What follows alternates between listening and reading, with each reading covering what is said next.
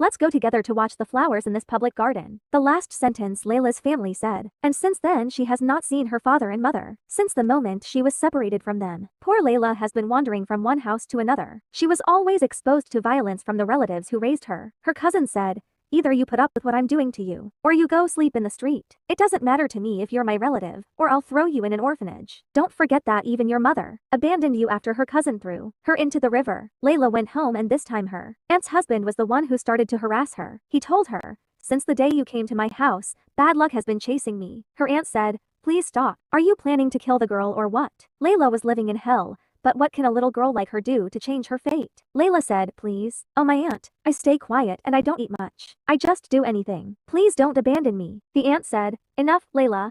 Find someone else to live with. From our relatives, believe me, any place is better for you than my house. Goodbye, my daughter, and I wish you success." And once again, Layla was thrown into the streets. On the coldest day in winter, all her relatives began to reject her because she was a young and an important girl. And he told her, "You must be naughty. That's why you're being thrown out of one house and into another, or because of their money.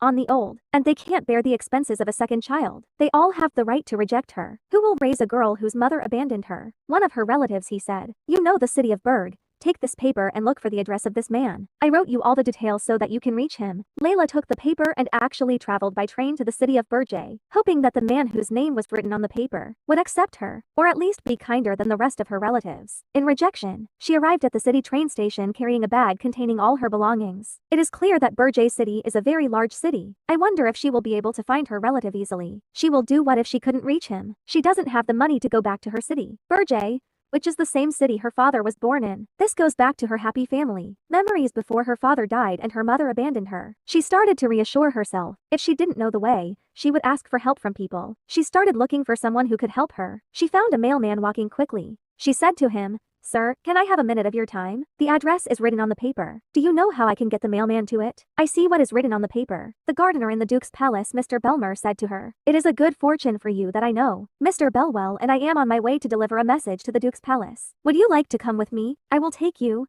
She said to him, "Seriously, thank you very much. Sir, you really saved me." The postman. He helped her, and Layla was watching the road from the car. The Duke's palace is very luxurious and bigger than anything she has ever seen in her life. It was like a palace in a fairy tale. Layla started looking for someone who works in the garden and saw a very tall and broad man. He was interested in the plants. She started to fix her appearance and comb her disheveled hair. She said very politely, "With your permission, sir, are you the master gardener?" He stopped working and said in a loud voice, "Yes, I am the one asking." She was nervous because of his size, but she thought to herself that she had practiced a lot for this moment. She must leave a good impression of herself so that he will accept to host her. She told him, "My name is Layla Lyalin. I came to meet you especially from the city of Lovita." He said to her, "You must have come from a long distance. I wonder what you want from me, Layla." "From my love, the postman." "What? Are you here, Mr. Bill? It is clear that you met the little girl." Bill said it was you who delivered the mail to her. He said, "I met her at the train station. She asked me for help, so I delivered it myself. I came to you to deliver a message to you. Take the message from the postman. It says in the message that there is a little girl. She will travel to him. Her name is Layla, and she is the daughter of Mr. Albert's relative, who died a while ago. The girl's mother ran away and abandoned her, and the girl tried to live with more than one relative, but in the end they all abandoned her. I heard that you work as a postman in the Duke's palace, and among all the girl's relatives, you are the most suitable person to take care of her." Who wrote this message? She is his relative, but he has never even met her father. He divorced his wife a while ago and cannot. He cares about the girl alone. Who would dare throw this heavy load on me? They think I am their servant and the solution to their problems. How can there be people this big? They send a little girl alone, this long distance. Aren't they afraid that she will be kidnapped or something bad will happen to her? Layla was affected by his words. The first time someone other than her family was worried about her, "Mister." Looking at the little girl, her clothes were very light. Even though the weather was cold, her body is thin as if she doesn't eat. And she also travels a long distance with a small bag. He started cursing all his relatives who don't have any conscience. Layla stood on her toes to appear taller. She said, "I'm not young, sir. I'll be 12 years old next week. I can read and write and I'll help you with all the housework." He said to her, "Come with me now. You have to eat before we think about what to do." Layla walked behind him to the house and was surprised that his house was empty, as if he lives in the house alone without a wife or children. Bill said, "You girl." She said to him, "Yes, sir." He said to her, "Is the food in front of you enough? Don't you want any more?" She said, "Don't worry, sir. I don't eat much. This food is enough." As for me, Bill said, I don't like kids who eat little. I like kids who eat a lot. Like a cow. Layla quickly started eating. She said, it's true that I don't eat like cows, but I try to eat more. He understood that the families who lived with them before that, they taught her to eat food. A little while ago, he told her, tell me the truth. You must be afraid of me. Layla said, no, sir. You don't scream or hit me. You also gave me a large amount of delicious food. You must be a good man, Bill. He felt his heart breaking for the poor girl. What kind of treatment had she seen in her life to make her think that someone like him was good? Of course, they all treated her very badly. They certainly weren't human. But unfortunately, their financial situation wasn't good. He wouldn't be able to bear raising a little girl. He has to think carefully. What will he do with her? The days have passed and Layla is living in Bill's house until he finds a place for her to live. She knows that she is not supposed to get used to Bill's house. Warm and delicious food because at any time, she will be thrown out into the street or worse she will end up in an orphanage. Bill wakes up from sleep. He started preparing breakfast. Layla said smiling, I wonder if you slept. It's nice, sir. He said to her, I slept nicely, but you're awake so early. Since you're awake, let's have breakfast together. Layla said, I can help you. She took the plates to the dining table. He said, do whatever you want. Layla said, thank you, sir. For breakfast. He told her, I want you to eat as much as you can. I made a soup of meat and vegetables because you are very thin. She said to him, thank you, sir. I will eat the second plate. The servants get, Mr. Bell is raising a little girl. They are all in a state of shock because Ben is a very serious person. The servant, she said, I can believe that he raises a lion or an elephant and a maid. She said I saw it with my own eyes in a little girl who came to live with him. The servant said this is very strange. What I know is that Bill lives alone. Since he separated from his wife, I wonder if he has children. The maid said she doesn't think she's his daughter because, as far as I know, his wife didn't have children. Another maid said, who knew? Maybe we'll discover that he's good at raising children. The only thing he knows how to do is take care of plants and flowers. He is the best gardener in the city, that's why he worked in the Duke's palace. The maid said, children are like flowers. He might also be good at raising children. The servant said, it's clear that the rumors are true. Come on, all of you wait by the window. They all went to see what's happening. They looked at Mr. Bill walking with a little girl with golden hair. The girl is very young and beautiful. Very much, and she was walking happily and smiling. The story of Layla, the sad orphan girl, spread quickly among the servants in the Duke's palace. Layla said to the maids, my uncle asked me to deliver the flowers. The maid said,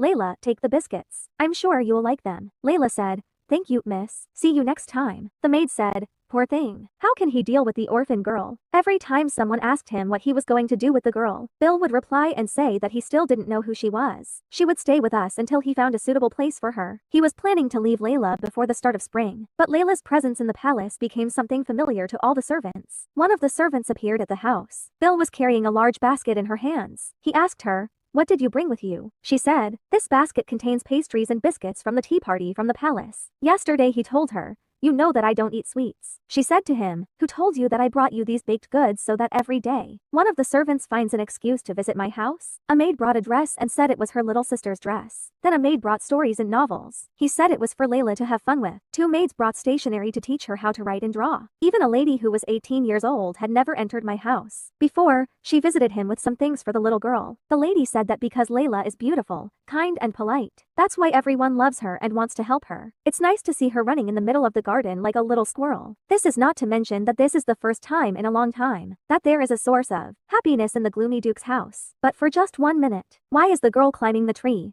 Look at this. What are you doing? This is very dangerous behavior. Bill smiled. Proudly, he said, did anyone teach her how to climb trees? Useful, the lady said. And who taught her something? Strange like she is. You are the one who taught her. Bill said, what's the problem? I am teaching her useful things. The lady said, Layla is a beautiful girl. You must raise her. She is like a delicate rose. Be careful. You say that you will raise the girl to be a cruel and scary person like you. Bill said that you are exaggerating in your words. As long as Layla sleeps and eats, she will grow up in a healthy way. The lady said, I wonder what you've decided to do. Will you take the girl to the orphanage or return her to Lovita City? Bill said the truth. I haven't decided yet, but the shelter is probably the most suitable place for her. Layla changed her clothes and said, Uncle, I'm going to play near the river. He told her, don't go too far and go before sunset. While Bill was worried about Layla's future, the warm summer season came. The girl grew up under his care and attention. She loved to hear the sounds of birds. As days passed, the girl grew up and the forest changed and became full of delicious fruits. The animals started to appear because of the warm weather. Layla got used to her new life, as if her scary life had completely disappeared. Every now and then, she sits on her favorite tree and writes down all the events that happened to her, because she is afraid of forgetting the happy memories. The one who lived in Uncle Bill's house after she went to live in the shelter. So that if her life turned into hell again, then she would think about the beautiful memories. She went home before sunset and saw Uncle Bill dressed and ready to go out. He said to her,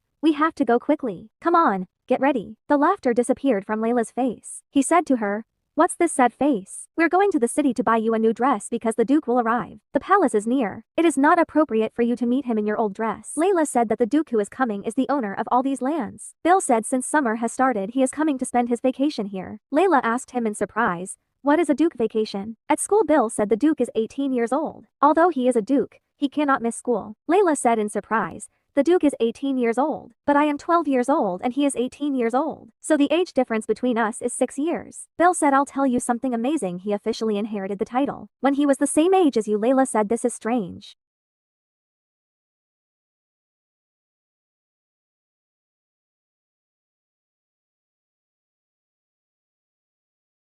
On the Duke's way to the palace, the assistant said, "There are many reports I must report to you. Your Majesty, when I was at the academy, the board of directors held a meeting with your mother all the way to the palace." The Duke follows up on the accumulated work with the assistant while in the palace. All the servants were standing in a line and preparing to receive the Duke. The maid said, "Are you wearing a new dress or what, Layla?" She said, "Yes, Uncle Bill is the one who bought it for me." Bill said, "Stop talking, the Duke has arrived. The carriage has arrived and everyone is standing to salute." Even his mother and grandmother were standing. Grandma said, "Hello, my grandson." Marcia said to her, "How are you, Grandma?" "How are you too, Mother?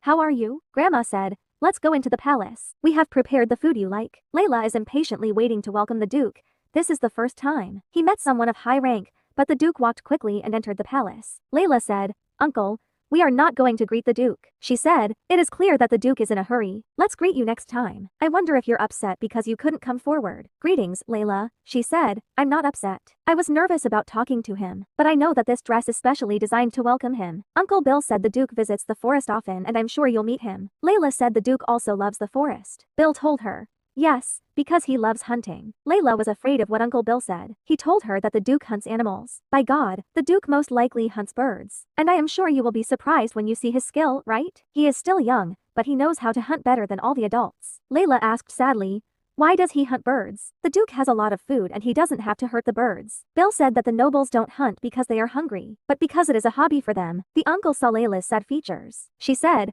"I hope the Duke doesn't like hunting." The uncle felt that he had made a mistake in what he said. He shouldn't have talked about hunting in front of a young, sensitive girl like her. He said to her, "Who knows? I might be wrong." After a week, Layla went to the forest to play and spend her free time. She heard the sounds of little birds, so she decided to climb the tree and see them up close. Finally, the eggs hatched. She started counting the number of birds and said, "You look very cute." She spoke to them and said, "Birds, you must be hungry. This time wait a little bit, your mother will come back with some food." Layla started thinking about the memories of the past. The last day, she met her mother and she gave her a box of sweets and said to her, "I am traveling far away." Layla asked her, "When will you come back, Mom?" Her mother said, "I am traveling for a long time." Layla said, "So you're coming before or after dinner?" Her mother said sadly, "I'm coming very late." This was the last time she would see her mother. The mother bird arrived. Layla tried to move away so that the bird would not be afraid of her. She began to watch the birds from afar. After that, Layla sat in front of the river, drawing and writing memories. She began to calculate the date of the birds hatching and when the little sparrows would start flying. She felt very excited at the idea of watching the birds. As they grew older, she decided to go home and tell the blind man about everything she had seen. But suddenly she heard a strange sound. She saw a young man riding a horse. She will wait for the young man. The road passes, then she gets down from the tree and leaves. But the young man gets down from the horse. Layla leaned on the tree trying to see who the young man was. Maybe it was someone she knew, but she was about to lose her balance and fall from the tree. But she tried to hold herself together. Marcius heard a strange sound. He raised his weapon to hunt down the bird on the tree, but he found that it was just a little girl climbing on the tree. Layla was very scared. She said, "Please, sir,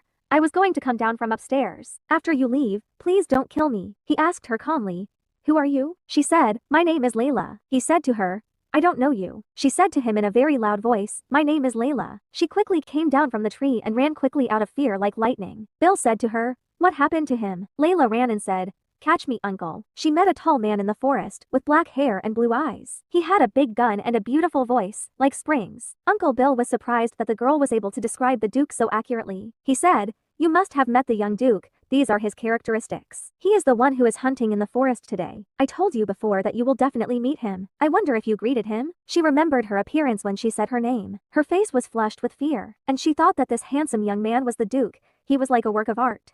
Marcia saw a bird that he liked and decided to hunt it. Layla heard the sound of gunfire. She was afraid. She thought to herself and said, unfortunately, sure the Duke loves to hunt birds, but the birds are poor and they are not guilty. Why does he do this to them? Uncle Bill felt that she was sad and scared. He said to her, let's go home, Layla. Matthias Herhard is the heir to a noble family. It is said that he owns everything, noble and dignified traits. In addition to his simple and elegant attitudes, they even praised him as the masterpiece of the Herhard family. It seems that everyone cares about him and loves him. He is the only one who enjoys his possessions. But Layla Llewellyn has a different mindset. On the days she goes to the forest, she found countless dead bird carcasses. Layla felt sad for the poor birds, and was looking for them to bury them under the soft soil. He didn't even bury the victim he killed. Birds were just a toy or a pastime for him to pass the time. The mother bird used to gather food for her children. She died because of him and the little birds lost their mother. The mother could not watch her children flapping their wings and flying. Layla had been burying the birds for 2 months. Because of the Duke, that is why she decided to give him the nickname, the killer of beautiful birds. Layla was watching the birds from the window and Uncle Bill felt sorry for her. The delicate girl extended her hand to him so that they could leave the house. Layla looked at her uncle's face. He smiled and tried to comfort her and reassure her. She actually accepted to take his hand and leave. Unfortunately, on this day she will also spend the whole day alone. Because Uncle Bill has a lot of work to do with the other workers. She always offers to help him, but Bill, he always refuses and says that a beautiful girl like her should enjoy her time instead of working in the garden. He told her, if you offer me help again, I'll get mad at you. I don't like children who don't listen. She was scared because she wanted him to always love her. Bill said to her, listen to what I say and play in the forest. If you feel hungry, eat some of the peaches in your general bag. And when she was walking alone in the forest, and because of the incidents of eating birds, she was feeling very depressed. Suddenly a child appeared in front of her and said to her, how are you? How are you, Layla? I don't know who the strange boy was who asked her, do you live here? She told him, I live here with my Uncle Bill. The boy said to her, you mean the big scary gardener? Layla said, don't say that. My uncle is not scary at all. He is the kindest person I have ever met in my life, the boy said. But whenever I see him, I get scared of him. Layla asked him, do you also live here? He said to her, no, but I came to visit with my father. He is the family doctor. The Duke, he came to examine his grandfather. The Duke, she said to him, your father is definitely a clever doctor. The boy looked at Layla as if she were something interesting. He asked her, how old are you? Layla said that she is 12 years old. He told her, we are exactly the same. I am 12 years old, but why are you so small in size? Layla was annoyed by the words and said, you are also young. He said to her, you must be joking. I am the tallest boy in the whole class. Layla said, but you are short compared to my Uncle Bill. The boy said, don't say that. It is impossible to meet anyone taller than me. Layla said, it doesn't matter to me in any case. You are young. The boy said the weather is nice here since we are sitting under the shade of the tree. Layla thought to herself and said, this boy will stay sitting with me for a long time. She took out the peaches from her bag and started cutting them into halves. The boy said to her, you have fruits in your bag. It is clear that the girls' bags contain everything. Layla. She said that her Uncle Bill was the one who gave her the fruit. Then she gave him half and told him to eat it if he liked peaches. The boy said to her, thank you, peaches smell good. Very beautiful. Can I ask you a question? Why do you look so sad? Layla said that because the Duke and his friends were hunting during the vacation period, birds. The boy said, what's the problem? Layla told him that they hunt just for fun, not because they're hungry. The boy said, what's the point of hunting? Layla asked him sadly, do you also like hunting? The boy told her, no. Of course not. I don't like hunting because I find it difficult to hunt animals and I don't want them to feel pain. Layla thought he was a strange boy, but since he is like her and does not like hunting, he is definitely a good boy. She told him, would you like to eat more peaches? I still have a lot, so let's divide them equally. He said to her, thank you, the peaches taste very delicious. Layla said, indeed, these peaches are soft and sweet. I picked them myself from the forest.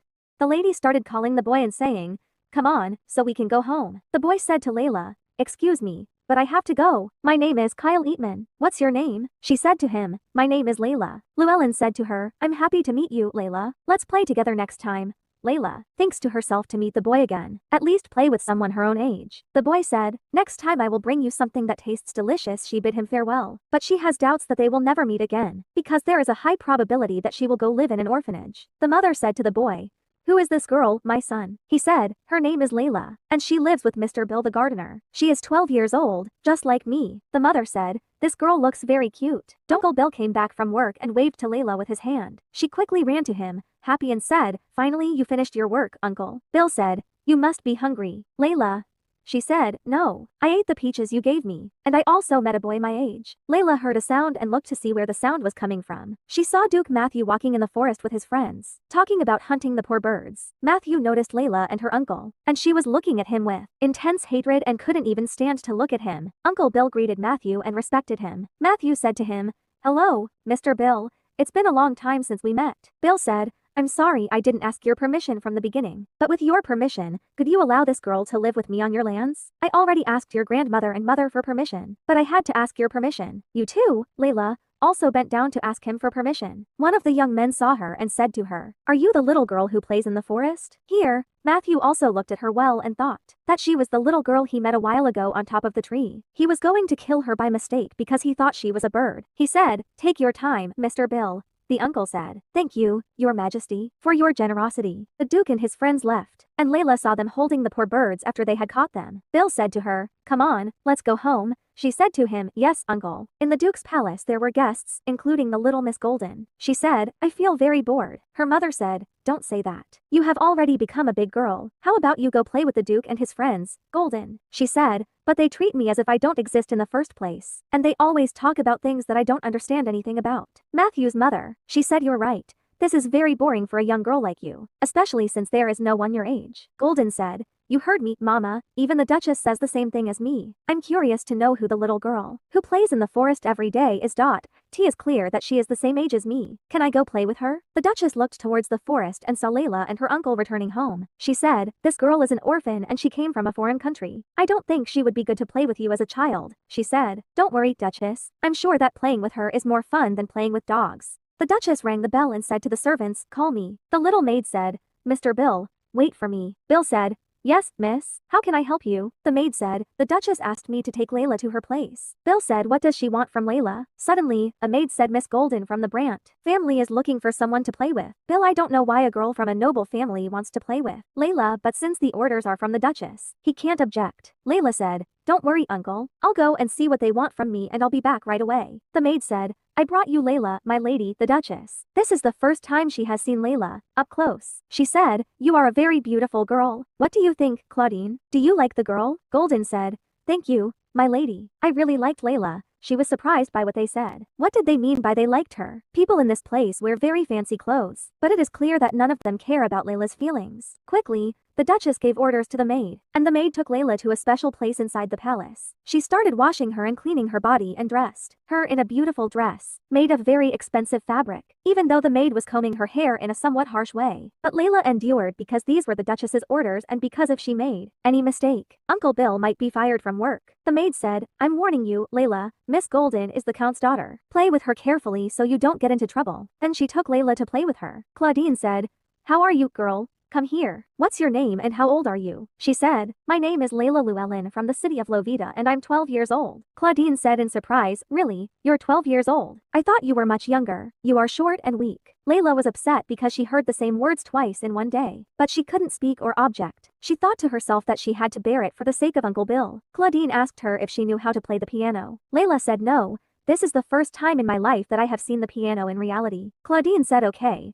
Do you know the song I am playing?" She started singing along to the tune. When I finished singing, I asked her again. Layla said shyly, "No, ma'am, this is the first time I've heard the song." Claudine asked her, "Do you know how to make flowers beautifully? Or play backgammon? Or dice and chess?" Layla said, "Excuse me, but this is the first time I've heard about all these games." Claudine felt bored and disappointed. Hope said, "You, girl, are very pathetic." Layla remained silent and did not respond. Claudine got up from her seat and approached Layla slowly. She said to her, "You are a girl who has no business and does not know how to do anything. I beg your permission because I thought that playing with you would be fun, but I wasted my time for nothing. In the end, playing with dogs is more fun than playing with you." Layla is sad because of the insulting words she heard. She wants to leave here quickly and go home, but she has to wait because no one has allowed her to go yet, and because Miss Claudine might change her mind at any time and come back again. A long time passed and Layla was waiting alone in the room and finally she decided to go home because it was very late. The maid met her and gave her a pound of gold and told her that Miss Claudine had allowed her to keep the expensive dress. And Layla takes the pound and looks at the money and doesn't want to take it. But the maid gives her the pound and tells her it's polite to accept gifts from nobles. Do you understand or not? Don't ever refuse a gift. Layla took the pound and decided to encourage herself and raise her morale. She had a gold pound with her and was going to give it to her kind uncle because he had helped her a lot. But before she could leave, someone called her. Layla looked to see who was calling her, and Colden was standing with the Duke's friends, talking and laughing at Layla, and saying that she was the girl the gardener was raising. Layla thought at least the Duke wasn't with them. She didn't want to see anyone else's face more than anyone else. Claudine said goodbye, Layla. Layla said goodbye to her and ran quickly to get away from the unfamiliar place for her. Of course, her uncle was waiting for her, but since she was running quickly, she fell to the ground. The gold pound fell from her hand and was moving far away until it reached under the boot of one of the nobles. Layla tried to get up from the ground and discovered that the money was under the shoe. She looked to see who the owner of the shoe was. She was shocked that he turned out to be the person she hated the most in the place. Then Duke Matthew looked at her with very cold looks and his eyes made her feel as if her heart was about to stop. To him, she was a weak and insignificant creature. He could step on her at any time and finish her off. Suddenly, he smiled a wicked smile.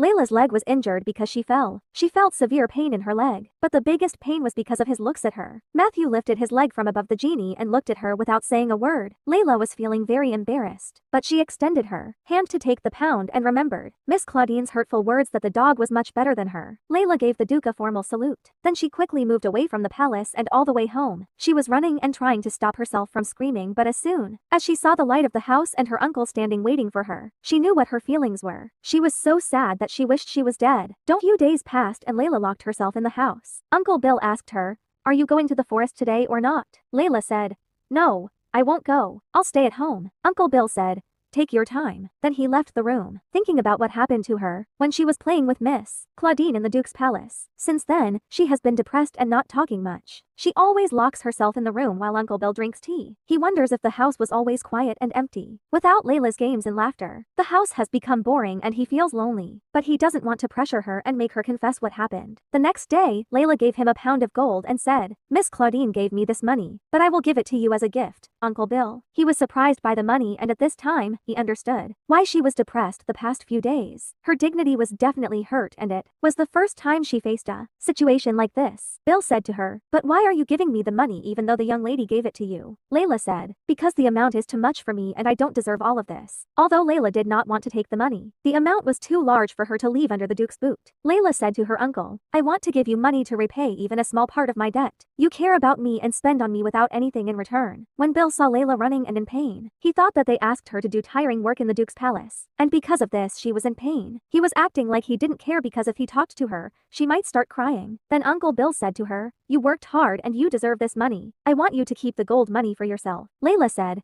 "What do you mean, Uncle? How did I work? I didn't work at all." He said to her, "You put up with the noble's words and did what they asked of you. You are a clever girl and you deserve the money. I want you to eat all the delicious meat on your plate now." She said to him in surprise, "So, really, his name is Work?" He said to her, "Of course. Congratulations because you have entered the world of adults." Layla was happy and said, "Thank you, Uncle. I can't believe I got a job from my first job. But don't you see that I'm still too young for you to say that I've entered the world of adults?" Bill said, "Since you won your first pound of money, that means you have officially entered the world of adults." Layla said, "But I only won 1 pound." Bill said, "What's the problem? There are many people much older than you who are suffering in the world and are not able to earn even a single penny." Layla said, "What? All this food is too much for me." He said to her, "You have to eat a lot since you have grown up, and 1 pound is a great achievement. I am sure in the future, you will be a special person since you have been locking yourself in the room like a bird for a few days. I want you to eat today to make up for what you lost. You know that I love children who eat like cows." Layla said,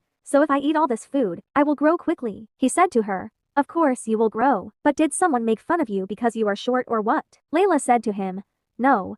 But I feel that I am much shorter than the other children." He said to her, "I will bring you the fresh apple juice that I made today." Layla said, "It would be a shame that we don't spend the money I earned." Bill said, "Of course, I'm sure there are many things you want." She told him, "I want to buy new colors and notebooks, because the notebook I have is full of writing and drawings." He said to her, "No problem. Let's go buy whatever you want at the end of the week." Layla said, "Okay. And what do you want, Uncle?" He said to her, "That means if I want anything, I'll buy it for myself." She said to him, Of course, of course." He said to her, "Okay. Suppose I want to buy something very expensive." Layla thought and said, "No problem. I will work more, earn a lot of money, and buy you, Uncle, whatever you want." He told her, "I want to see what you're going to do. Good luck." Layla, in your professional life. Bill is happy as he watches the sweet, smart girl. Fortunately, he was able to change her mood and make her happy, even though she is not tall. But he is sure that when she grows up she will be a very beautiful girl. Then he thought more and said, isn't beauty dangerous for a woman who has no strength? That's why when he takes her to the shelter, he has to look for a reliable place where they can take care of her. But there's no place he can trust. The world is a very cruel place for children like Layla. Bill said,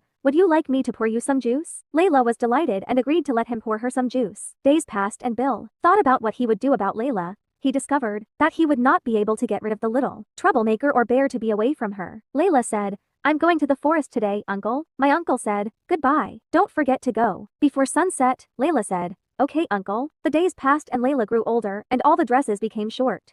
The girl matured and her beauty became widespread. The room that was a temporary place for her gradually turned into a lady's room in due time. Layla is now 18 years old. She was collecting berries from the forest. Her basket was now full and there was no room for the rest of the berries. Layla said, it is clear that I must finish collecting berries tomorrow morning. Then she returned home and said, I came, Uncle Bill. He said, what's wrong with you? Today you came back early, unlike usual. Layla, she said, aren't you happy that I came back early or what? He said to her, of course not, but I was surprised. Layla said, look, I picked a lot of berries today. He asked her, what are you going to do with all these berries? She said, I'm going to make delicious berry jam from them. He said to her, so you want to open a business project and sell jam? Layla said, I'm sure it's a great idea and it will succeed. I also collected peaches. Would you like me to cut you one? Bill cut the peach in half and gave the big half to Layla. He said to her, since the peaches are ripe, summer has definitely come upon us. Layla was watching the beautiful birds on the tree. She said, you're right. Summer has arrived and the warm weather is covering the city. In the evening, Lily was studying and she was in trouble because the exams were very close and she couldn't see clearly because her eyesight was getting weaker every day. She is trying to start a business project to earn money and buy glasses to help her study. I wonder if she sold 20 to 30 jam jars, she will be able to collect the price of the glasses are going to go tomorrow morning to the forest and collect all the berries. Then Bill came to her and said to her, it's very late. Why haven't you slept yet? Layla said,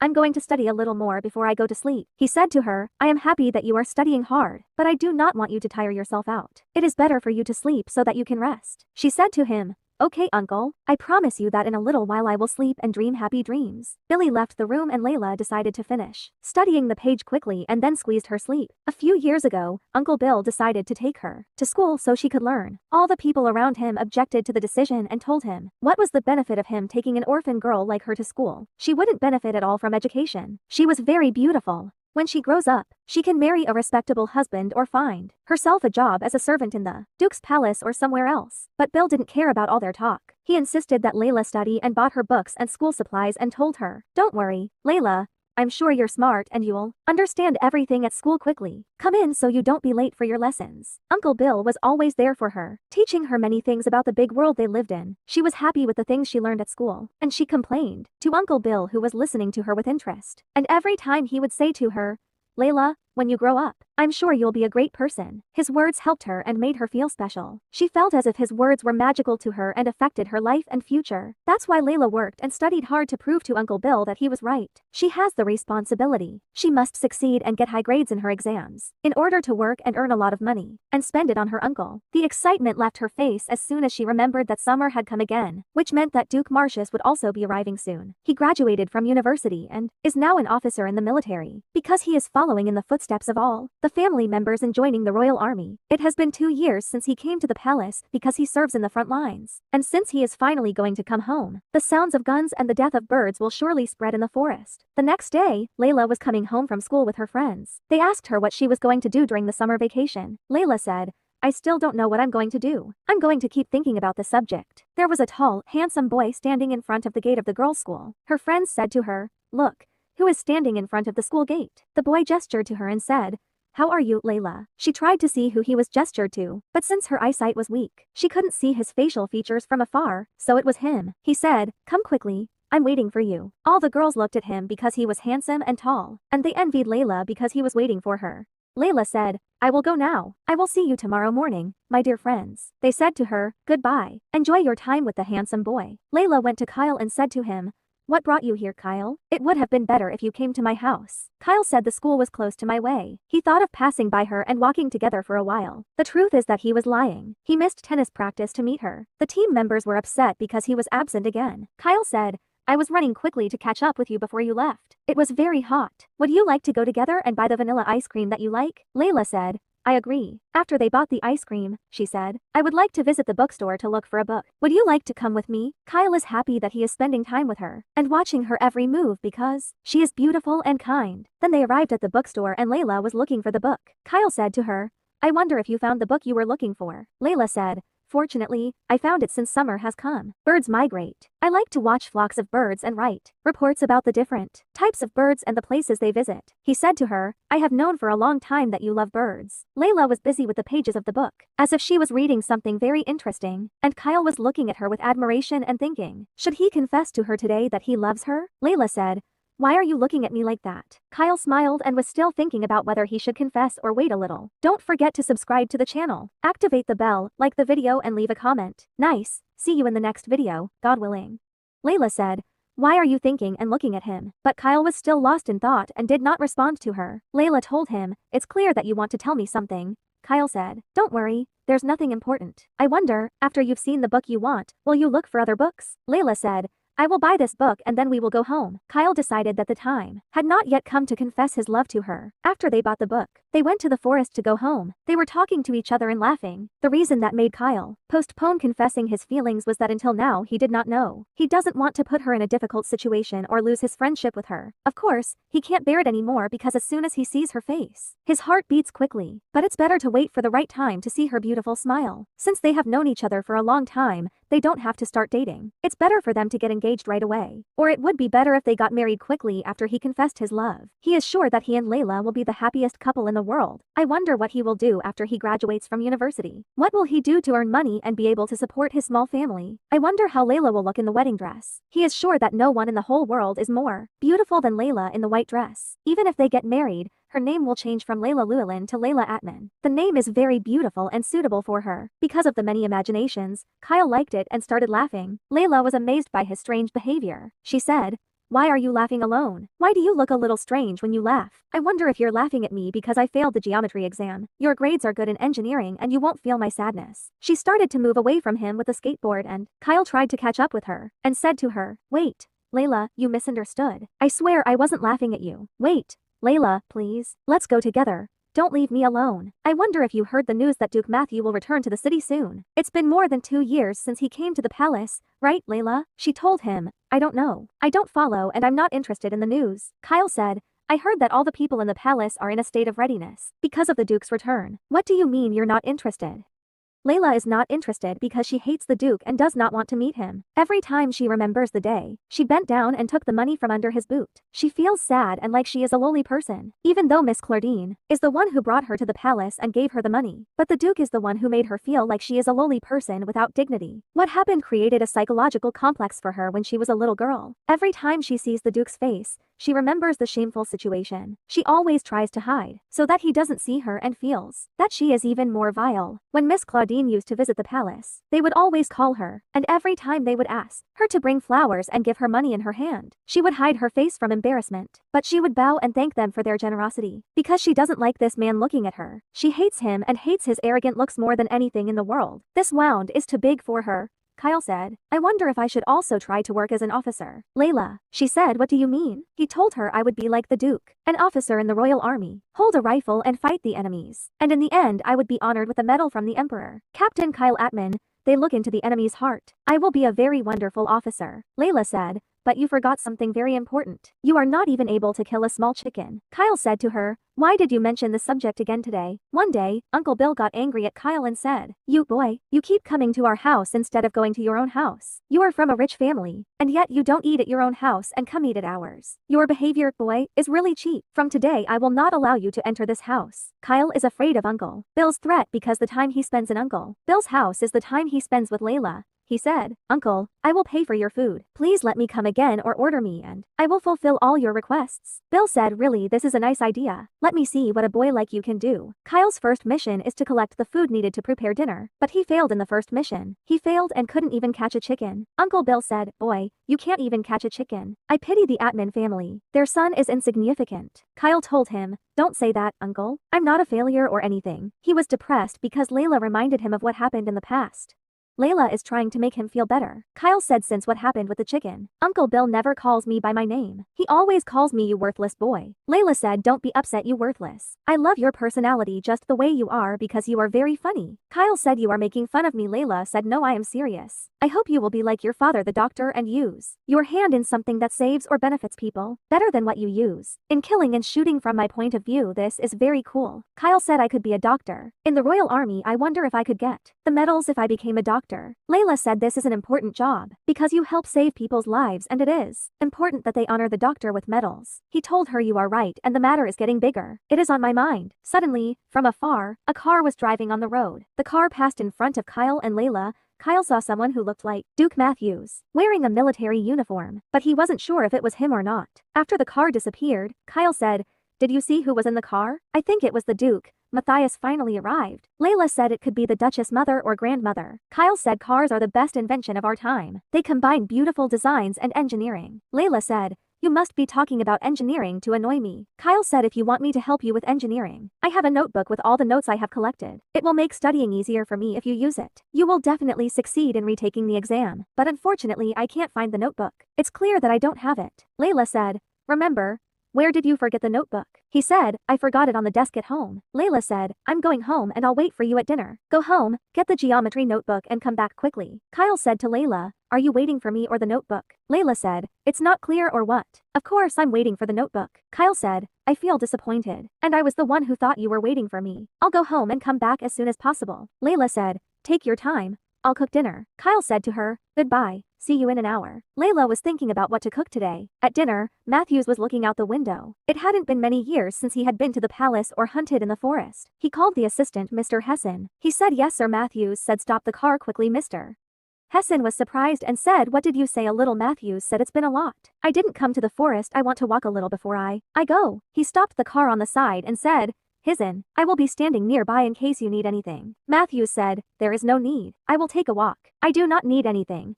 Mr. Hessen is nervous because Duke Matthew arrived a whole week ahead of schedule, and the preparations in the palace haven't been completed yet. He also wants to walk alone in the forest. I wonder what the Duke is planning. Matthew told him there's no need. "Keep waiting. Go and I'll meet you at the palace." Mr. Hessen said, "Your orders, sir." Matthew took the hat off his head and started walking leisurely in the forest path, smelling the fresh air and enjoying the warm sunshine on his face. He remembered the last time he saw his mother. It was months ago. She told him, "You have to get engaged in the summer." He said, "You're right, mother. I think the time has come for me to get engaged." He agreed with her because he knew that his duty as a duke was to marry and have a son who would take the family name and be the heir. Grandma told him that Miss Claudine is the most suitable candidate to be the Duchess. "My grandson." Matthew agreed with his grandmother's opinion because Miss Claudine is from a noble family and has all the qualities to be the Duchess mother. The Duchess said, "We will remain in agreement. When you return to the city, we will set a date with Claudine's family to celebrate the engagement." Matthew said, "Do what you see fit." This is life for the Duke, his whole life. King of the family, all his actions have a reason. He lives the perfect life and there is no place for Matthews to wish or ask for anything for his own happiness. He lived his childhood as an ideal child. After that he is an ideal student and now he is an ideal officer. But his life is very boring and every day the boredom is repeated. The time has come for him to marry the perfect girl and be an ideal father like his father, his grandfather, and all the members of the Duke's family. Layla was riding a bike and was going home, and Duke Matthews was walking in front of her. But she wasn't focusing on the Duke because she was focusing on the road. Layla passed quickly by Matthews, and he noticed her and looked at her. Layla looked behind her to see who she had passed by. She was shocked that the one who had passed by was Duke Matthew himself. Because she wasn't focused, she lost control of the wheel and fell to the ground. She was in pain because of the severe shock. Matthews was standing, looking at the girl who fell to the ground. Her hair is golden like the sun's rays. I wonder if this is the same girl he has known for years. The orphan girl that Mr. Bill the gardener took and raised because she had no place. The same girl who used to bury the birds and the sparrows he used to hunt. She was looking at him with strange looks, a mixture of fear and hatred. He did not know that Layla Llewellyn was still living here with her gardener cousin. Layla looked at him with almost the same looks that she used to look at him with before. And Matthew, he watches her sweetly. Layla got up and stood on her feet. She said, "I'm sorry, Your Majesty, for causing you problems." After that, she discovered that all her books had fallen out of their bag and were scattered on the floor. She started collecting books and school supplies, and Matthew noticed that her leg was hurting from the fall. He said, "Oh Layla, Llewellyn." She was surprised that he knew her name, and that he still remembered the name even though they had met many times. She said, "I'm sorry, Your Majesty the Duke." and she hid her face. But Matthew was looking at her intently, like he looks at the prey and feels for the first time. Very curious, she stretched out her hand to take the pen that was on the ground, but Matthew put his boot on the pen and prevented her from taking it. Layla wondered why he was doing this, and why would the Duke bother someone like her. She tried again to pull the pen, but his boot was standing firmly over the pen. He said, "Am I calling you or what, Layla?" Layla finally looked at him and her face turned. She said, "Yes, Your Majesty the Duke. Please finish what you're saying. I'm listening to you." He smiled, because she finally looked at his face and moved his leg away from the top pen. Layla quickly pulled the pen out and was upset. Why would the strong Duke try to upset a weak and poor one like her? And he also walked without saying anything after he called her more than once. I wonder if people know the truth about the despicable Duke, that he loves to harass weak people and bully them without reason. Layla got up and lifted the wheel to leave. Although her leg was hurt, she started walking, but the Duke was walking very comfortably in front of her, even though his leg was long and he could walk faster than this since Layla was of lower social status than him. She couldn't get ahead of him. Suddenly, the Duke stopped, and Layla too. She was forced to stand, and then Matthews looked at her with very sharp looks. He thinks that Layla has grown up, and is no longer the little girl who used to be afraid of him. Now she has become a beautiful woman, Miss Layla, Llewellyn. The time has come for Duke Matthew to arrive, so the servants in the palace are busy making preparations because a large number of noble guests have visited the Duke after his arrival. However, the balls and dinner parties will soon be held in the city of Bird. The Duke's family is the most powerful, and then all the way to Count Brant's family, who will visit the Duke in the palace after a few days of his arrival in the city. Everyone knows that the main reason for the visit of Claudine, the Count's daughter, is that there is a plan for an engagement between them. Matthew said, "Welcome, Miss Claudine." She said, "Thank God you are safe, Duke." The two families met together to prepare for the engagement and discussed the details. The mission before marriage. Claudine said the garden of the palace is still very beautiful, just like the last time I saw it years ago. The Duchess said, "Because I personally take care of the garden every day and am eagerly awaiting the new Duchess to take care of it." The Count said, "It is an honor for our daughter to be His Majesty's successor." Claudine smiled quietly as she listened to the conversation between the adults. The Duchess' mother said, "Matthew, what do you think about taking Claudine and showing her around the Duke's lands? The Count and I will talk to each other about important things." Matthew approached Claudine and said, "Excuse me, Miss Claudine." She extended her hand and Matthew remembered the hand of the girl whose name was Layla. As she tried to take the pen, Claudine said, "Come on, Duke. The Count's daughter has become a mature lady." The parents were watching their actions, and Matthew had no opinion on the matter. It is written on him that he will be with Claudine because of their similar social circumstances, and this is the reason that made them agree to a marriage of mutual interest. Claudine, the birds in the palace garden are very beautiful, and they are obedient. I wonder what the secret is. Matthew gave a signal to the servant to speak. The servant said the secret of the obedient birds is that we cut their wings. Claudine said by cutting their wings the birds will surely feel the pain. The servant said, "We are cutting the length of the feathers, and the birds will not feel any pain. Would you like to see for yourself?" Claudine said, "May I see? With your permission, Duke Matthews?" The servant said, "Of course, there is no objection." He opened the cage and took a bird from inside it. Duke Matthew smiled and said, "What kind of bird is this?" The servant told her, "This is a canary, one of the birds that loves to sing.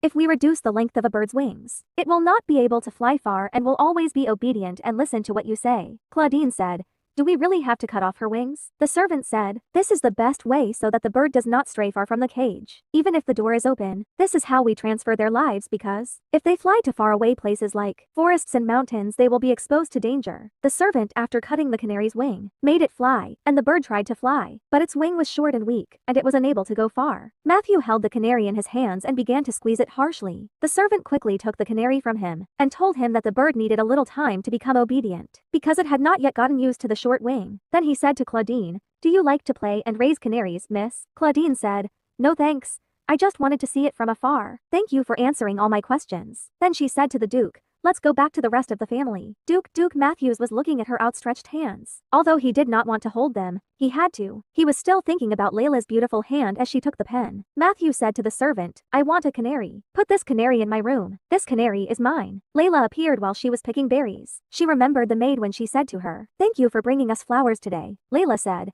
"There is no need to thank me for my work. It is clear that many visitors will come to the Duke's palace." The maid said that Count Brant's family will visit the palace today. Layla spoke to herself and said that Miss Claudine will visit the palace. She always comes whenever the Duke is there. The maid said, "I have some important news for you. The Duke and Miss Claudine are going to get engaged." After Layla finished thinking about what happened before, she appeared and was still collecting berries from the forest to make jam, and looking towards the palace. She had hoped that life would be calm even after the Duke's arrival. Of course, this won't happen because of the engagement. Layla decided to be satisfied with the amount of berries she collected today. You have to walk quickly before the Duke takes a walk in the forest and hunts the poor birds, and before Claudine summons them, then the Duke's palace appeared and the Duke's assistant appeared and told him that all the things he needed were in the separate building. Since you have an important meeting at sunset, I will prepare the car for you. Matthews, he intends to take a walk in the forest because it has been a long time since he has seen the beautiful scenery of nature. He loves the scenery very much. That is why he turned the boathouse into a separate building. It is private, and since his mother and grandmother rarely visit the separate building, this place has become a refuge. Matthews spends his time there to feel comfortable and free. In this place, he watches the forest and the river comfortably, or reads the books he loves, or even takes a nap because he feels bored. His favorite hobby is swimming. Matthews took off his clothes and calmly started doing warm-up exercises to prepare for swimming. He went down to the river and began to enjoy the feeling of the bodies, rhythms in the water, and hearing the sound of the birds and the movement of the tree branches and all the tension he was feeling because of the talk about the engagement with Claudine. All of this disappeared as soon as Matthew went down the river. The engagement between them went smoothly. The engagement period was supposed to be 1 year. Before the summer ends, the engagement will be officially announced to all the nobles of the kingdom. Since he had established his position as a duke, there was no need for him to continue his work as an officer in the royal army. He began to take care of the affairs and business of the duke's family. Layla appeared and was eating peaches and reading the newspapers. A paper from the newspaper fell from her hand, and Layla looked at the paper that fell into the river. She was surprised when she saw a person swimming in front of her in the water. Matthew opened his eyes and felt the paper falling near him. Layla couldn't believe that there was actually a person in the river, and she started rubbing her eyes because her vision was weak, and she might be imagining things. But in front of her, a real human being appeared, and he was not wearing any clothes at all. This person was Duke Matthew. Layla tried to hide her eyes from the scene in front of her and prayed to God, saying, "Oh God, don't let him come near me." But Matthews was looking at her, and it was clear that he started swimming towards her. Layla tried to close her eyes, but she couldn't because of the intense shock, and Matthew was getting closer and closer. Layla screamed loudly and said, "Please don't come closer to me than this.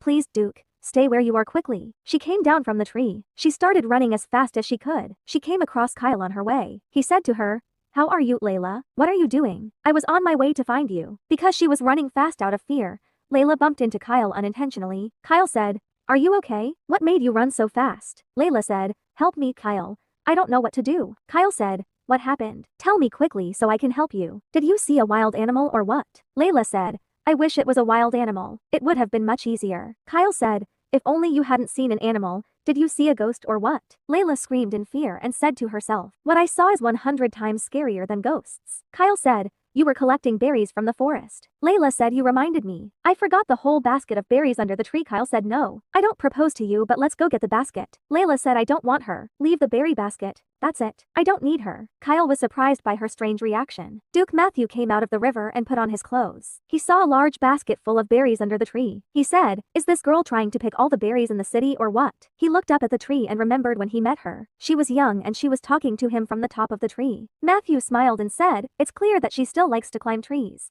An eyeglasses store appeared and the seller was putting the glasses on Layla's eyes and then said to her, "What now? Do you see better than before?" She told him, "Wow, it's beautiful. It's like seeing a new world." He showed her some words in the book to make sure the glasses fit her vision. Then he told her, "I'm not surprised that her eyes aren't in the best condition. The situation must have been disturbing for her." She told him very happily that he was accepted, but she suffered while reading the books. He replied to her and said that this is clear. Then he said to her, "Look here. Can you see these letters well?" She said to him happily, "Yes." Then she grabbed her glasses and said to herself, "I finally got my glasses, all thanks to my effort. Thank you, cranberries from Arvis." Grateful that all the time she burned cooking and jam helped her buy her glasses, then she left the shop and said goodbye to the owner. As she was walking, she was upset and remembered an unwanted memory. Now it had to be a nice day because she got her glasses after a long struggle. It was the Duke's fault. She knew it was his property, but why was he swimming naked in the middle of the river? Anyone could see him. Then she got angry. She said she thought she should avoid going near the lake until the Duke left, and it was a pity. She wouldn't be able to go to her favorite place for a while, but she didn't want to see him again. When she was walking,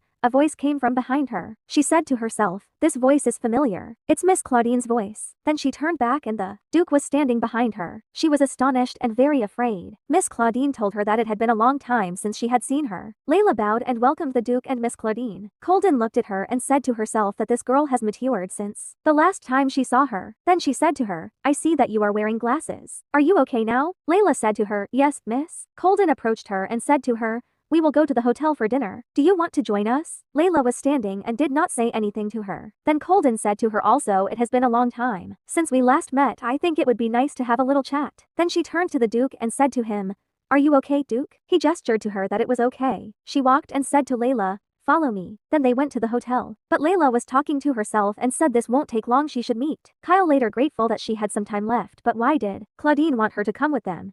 The three of them were sitting at the table, and she also said it seemed that they did not want to talk to her. She always wondered why they wanted her to be here when she was not needed. For people like the Duke, it doesn't matter much whether he's surrounded by servants or commoners like her. The best thing to do is sit back and pretend she's not there. She was sitting with her head bowed, and she also said the thing that she used to do when she was young. Today is another day from that past. Then she squinted her eyes and looked at the Duke and said that because of her glasses, she could see the Duke's face clearly. These eyes, I remember thinking how beautiful his blue light was. As a child, I thought they were blue crystal, but now they make her completely uncomfortable. She was very sad and then said she couldn't believe she was sitting right in front of him. While she promised herself never to see him again, she was upset about what happened to her at the lake and said that he did not feel ashamed of what happened that day. Normal people would feel ashamed after something like this happened. She was angry and grabbed her clothes and then said that she had also heard a reason for this before. They told her that the nobles saw commoners like her as materials or furniture. If this is the case, she can understand his behavior. Why would someone feel ashamed after being naked in front of their furniture? Why would their furniture be embarrassed to see them naked? She should think that way. From now on, she will know herself as his furniture. Golden put the tea down from her hand and asked Layla how school was going. Layla told her that it was fun, and then she said to her also, you will graduate next year. What are your plans after graduation? Layla told her that she was preparing to obtain a teaching certificate. Golden told her,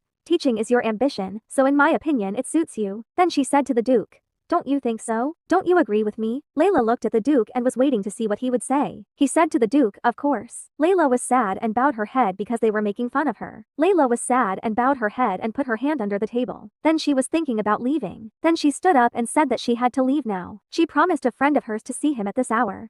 Colden smiled and said to her, you can leave. It was nice to see you. Layla bowed her head and said that she would leave now. Then she thanked them for today. Then she went, and the taste was looking at her with strange looks. Then he looked at the tea in front of her, but she did not drink even a little. She was just thinking. Then Layla appeared and she was with her friend Kyle, and they were eating some sandwiches and they were very happy. And her friend Kyle said to her that because she made jam every day, she achieved her ambition. She is wonderful. Layla grabbed her glasses and said, why do you keep laughing? Do I look strange with these glasses? I'm not used to them yet. Kale grabbed her glasses and was laughing a lot. He said to her, do you want to know something funny? When you wear glasses like that, your eyes look ridiculous. Layla grabbed him by his clothes and shouted at him. She said to him, hey, I told you not to make fun of me. He said to her, okay. You look more mature with these glasses. He couldn't finish eating because of laughing at her. So he said to her, now let's calm down and eat. I'm really tired after tennis practice. Then he gave her some water. He said to her, let's enjoy our food. She took the water and was eating her sandwich. Then a place appeared. It was very crowded, and the Duke was looking at her from his car and saw her with her friend Kyle. He said to himself, this is the friend you want to meet. The son of Dr. Kyle Eatman. He kept looking at her and said that Leela Llewellyn had not taken a sip of her tea until she sat silently with her hands on her feet. Then she left quietly with an expression of annoyance and unwelcomeness as she ran away. After that, he passed by the place where he had met her one day at night, and Layla remembered when she fell in front of him from the bike, and he also remembered her when she was standing in front of him, and he said about going with that young man, which means that she is telling the truth about my migration because she wants to meet him. He remembered when he saw her eating the sandwich and she was very happy, and when he saw her in the hotel, she was very sad. There was a big difference between the time Layla spent with the Duke and with her friend Kyle. Then Miss Golden's father's palace appeared. Her mother was standing in front of the window looking outside. Then she said, what could that girl be? She was looking at Layla and her Uncle Bill. She said it was that little girl. Really, isn't it? If she lives with the gardener, that means she's an orphan. I can't believe she's still living here. Her daughter replied, Claudine, and she said, that's right, Mom. That little girl is beautiful, isn't she? I think she's getting more beautiful as she grows. Her mother said to her, do you think you're okay? Claudine bowed her head and said to herself, there is no way she can be okay. She knows she is very beautiful, but she exceeded her expectations. A beautiful and unique little woman. Her beautiful features and bright face. Green eyes full of mystery. Her clear skin. That's why he invited her to drink tea. She is very curious what Duke Hareheart would do if he saw such a girl growing up in his estate. And I remembered when she said to the Duke, "You have no problem with Duke Hareheart inviting you with us." And he agreed with her and met her expectations completely. Caring and in action, dignity and self-control. Then she said to her mother, "I know what worries you, Mom, but I don't want to think about things like that." Her mother was standing in front of the window and then said to her, "You are still young and don't know much about men." Colden interrupted her and said, "Do you want me to humiliate her in front of Duke Hare? As you said, I am still young and do not know much about men. But I know that even the most famous men have had a relationship or two. Yes, maybe something new will happen. Maybe it will move him. The desire for a beautiful woman, just like my father and many other men. But men who know how to handle a concubine are not usually dangerous. The problem is the man who does not know how to handle a concubine. Matthias von Herhard is undoubtedly a family man. He will not leave what he owns for a single moment." Then she also said to her mother, "I hope that will never happen, but if the Duke has a concubine, I would prefer an innocent child like her. A woman who will never be able to take my place. A woman who can be tamed in the palm of my hand." Her mother shouted at her and said, "Oh my God, Coldine,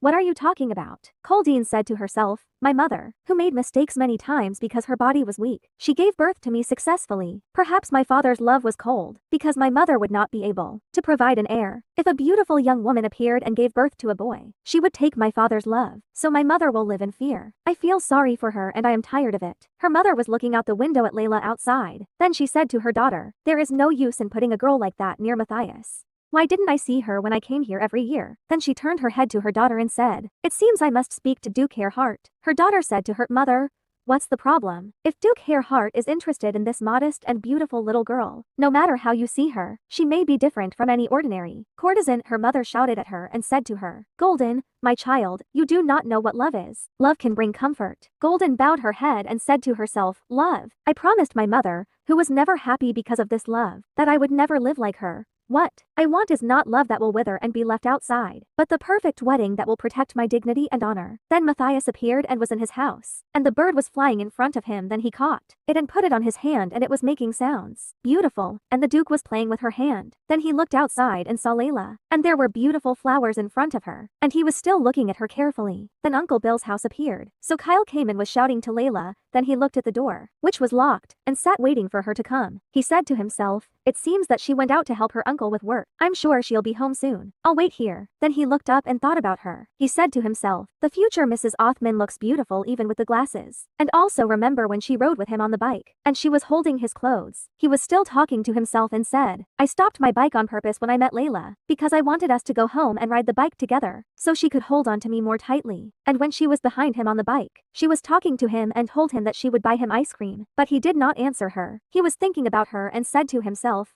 "Kyle, do not rush. Wait for the right time that your heart decides." Then she bought him ice cream and gave it to him. He said to himself, his strong will collapsed helplessly in front of Layla. When their fingers touched, his heart beat very quickly, as if his body was about to explode. Sometimes he has dreams that make him feel guilty, but what worries his heart the most is the appearance of someone who might take Layla from him. His anxiety escalates into fear. To avoid this, wouldn't it be better to make a confession? They were sitting eating ice cream. She was looking at the sky and told him that the clouds are beautiful today. He said to her, "Yes, you are right." He was still thinking, then a voice came to him from behind him. He said, "This is Layla's voice." He turned to her, and Layla came to him. On her head was a hat full of flowers and roses. Kyle laughed a lot and said to her, "What is this hat?" She got very angry with him, and Uncle Bill also got angry with him, and he was still laughing. He said, "Hello, Uncle. I wonder how this giant vase can walk." Then he said to Layla, "Don't tell me you bought it. Where did you get it from?" She got angry with him and said, "No, I didn't buy it. My uncle bought it for me." He was afraid of Uncle Bill. He changed his mind and said, "Wonderful." After looking at it again, "It is wonderful. Uncle has beautiful taste." And Kyle appeared and Uncle Bill hit him. Then Layla appeared and was serving food to her. Uncle Bill and Kyle after they came in from outside. She told Kyle to come and eat. He thanked her for the food and Uncle Bill looked at him angrily. Layla went out and left them eating. Kyle left the food and followed her. She was outside reading a book. Kyle came to her and said to her, "Layla, are you still angry?" She was silent and did not respond to him. She was ignoring his words. He sat next to her and was begging her to forgive him. He was very remorseful and told her that he was sorry. He wouldn't have done it if he knew. Layla still hasn't responded to his words. She is still angry and upset with him. He said to her, "Why did her uncle give her this hat? Did she ask him to buy it for her?" Layla pushed her glasses away and told him that her uncle seemed angry with her because she bought expensive glasses without telling him. She remembered when her uncle told her that she should tell him first if you have a problem with her eyesight. She was silent, so he said to her, "Why don't you answer him? Does she trust him?" She replied to him and she was very sad and told him that it was not like this. She said she owed him all this time, so she tried to buy her own glasses. Her uncle never got mad at her. Regardless of what her uncle said to him, he looked very sad. The situation between them was awkward in the days that followed that day. When her uncle was out of the house, she asked him to buy her a beautiful hat. Then he bought her this hat, which he chose himself. Some people, they made fun of her because she was vulgar. Kyle smiled. He told her that he laughed at her as soon as he saw her. She should have told him before. Now he feels the desire to buy one like her. Layla said to Uncle, flowers are the most beautiful things in the world, so a hat with lots of flowers is the most beautiful hat. I know how wonderful it is. A cold uncle went to a women's clothing store alone and bought this hat. She looked at it and said she knew how great love was. Then she hugged the hat and was very happy and said to her, "This hat is the best and most beautiful hat in the world." Then she said to Kyle not to make fun of her anymore. He told her yes, he would never make fun of her and apologized for making fun of her before. Then the door of Uncle Bill's house opened. The uncle came out and saw Kyle in front of him. He said, "This plague is still present in the house," meaning Kyle. She stood in front of her uncle. "Bill." The uncle told her that he was going to the city for a moment. Layla told him that he had to be careful on his way there. The man who loves Leela Llewellyn has to accept his fate. In second place for Leela, first place will always be her Uncle Bill is the one who loves her. He was looking at her. She was very interested in her uncle. Then he lowered his head a little and said to himself that he felt strange and left alone. Then Layla returned to reading the book after her uncle left for the city. Kyle was placing the book on his face. She was reading and thinking. Then Kyle removed the book from his face and looked at Layla with one eye and a look of love. Layla was watching, reading the book and eating some biscuits. He was flirting with her and saying, "Does Layla know how beautiful she is when she reads the book and concentrates? And how beautiful she looked when chewing the biscuit? She looked really beautiful and her lips were red and very beautiful." He wanted to talk to her and confess that he loved her. Then someone came and Layla stood and looked at him and Kyle also stood and looked at him. The one who came was Duke Hairheart and he was on his beautiful horse. He looked at them calmly and did not move while he was on the horse. They approached him while he was still standing on his horse. They were welcoming him. So Kyle greeted the Duke and Layla was wiping the cookie crumbs from her mouth. She was very covered in cookie crumbs. She was upset and wondering why he came at such a time. Kyle pushed her with his shoulder and told her to stop wiping her mouth now. The Duke was still looking at them calmly. After that, the Duke asked, "Where is he?" Reimer meant Uncle Bill. Layla said to him, "Her uncle has gone to the city." "Wait a minute. Does he need anything?" The Duke said to her, "Can she at least bring the flowers?" She tilted her head slightly down so that she would only look at the Duke's eyes and said to him, "Can I pick the roses from the garden myself?" He told her yes, she can choose well and take her to the suite. After the Duke left Uncle Bill's house, Layla put the hat on her head, ready to go to the garden to pick roses. Kyle approached her and said that he would help her pick the roses.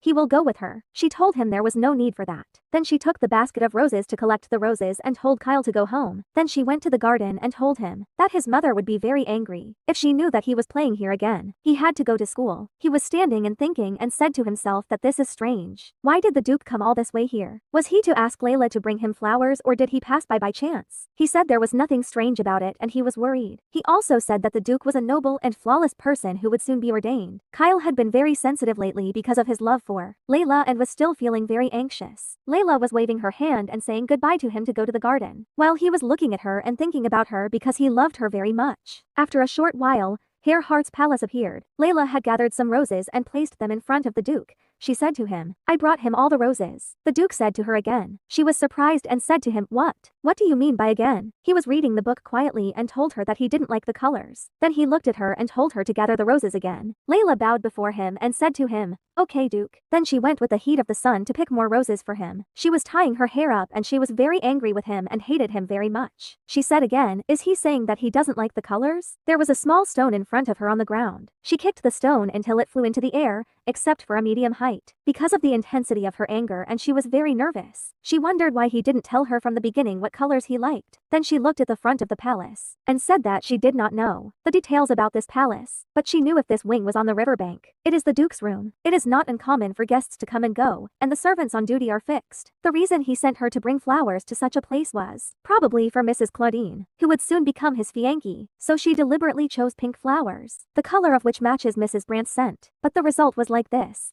What can be concluded with certainty is that society's judgment on the Duke was wrong. She did not care about anything. Then she reached the garden where the flowers were and was running quickly towards it. Then she began to pick the roses again. She also said, "How can a person who is annoying in the middle of summer be called a good person?" She did not know what others thought of him, but she hated the Duke very much. Then she was heading towards the little Duke's house. Returning from the garden after she had finished picking the flowers, she said to herself as she looked at the palace that she would hate the Duke until her heart was satisfied. Then she met the Duke's grandmother and the coachman. She welcomed them and said, "Are you really going?" They told her that they had to return to the palace. Then she entered the Duke's house and said to herself that her heart was beating fast for no reason. Then she entered the Duke's room. She entered quietly. The Duke was asleep. When she saw him sleeping and lying down quietly, she said to herself, "Is he asleep? Tired and unable to work?" Maybe because she always saw him awake looking good. But now he looks like a different person. How is this? Should she wait or should she leave her here and go? Then the Duke woke up and looked at her. She bowed her head and told him that she had brought him new roses. Or should she go again? The Duke leaned over and put his hand on her head and said to her, if he told her, "Would you really go again?" She tells him she will do it. If he makes a mistake but he asks her what color he wants this time. Then she was amazed at herself when she said everything without feeling. She said maybe because of the heat she said what was in her heart. The Duke was reading some papers and said to her it was okay, she had to sit down. She said to herself, it seems that she succeeded in choosing the color he wanted this time. But she did not sit down. Miss Lilin called out to her, if you are carrying flowers, shouldn't you put them in a bowl? She said to him, yes, but she is not good at flower arrangement. He looked at her and said, should I do this myself? She bowed her head and said to herself, the only one in the suite is the Duke and her. They and both of them whatever he will do in this matter, this is her job. Then she sat down and put the basket of flowers on the floor, while the Duke was signing some papers.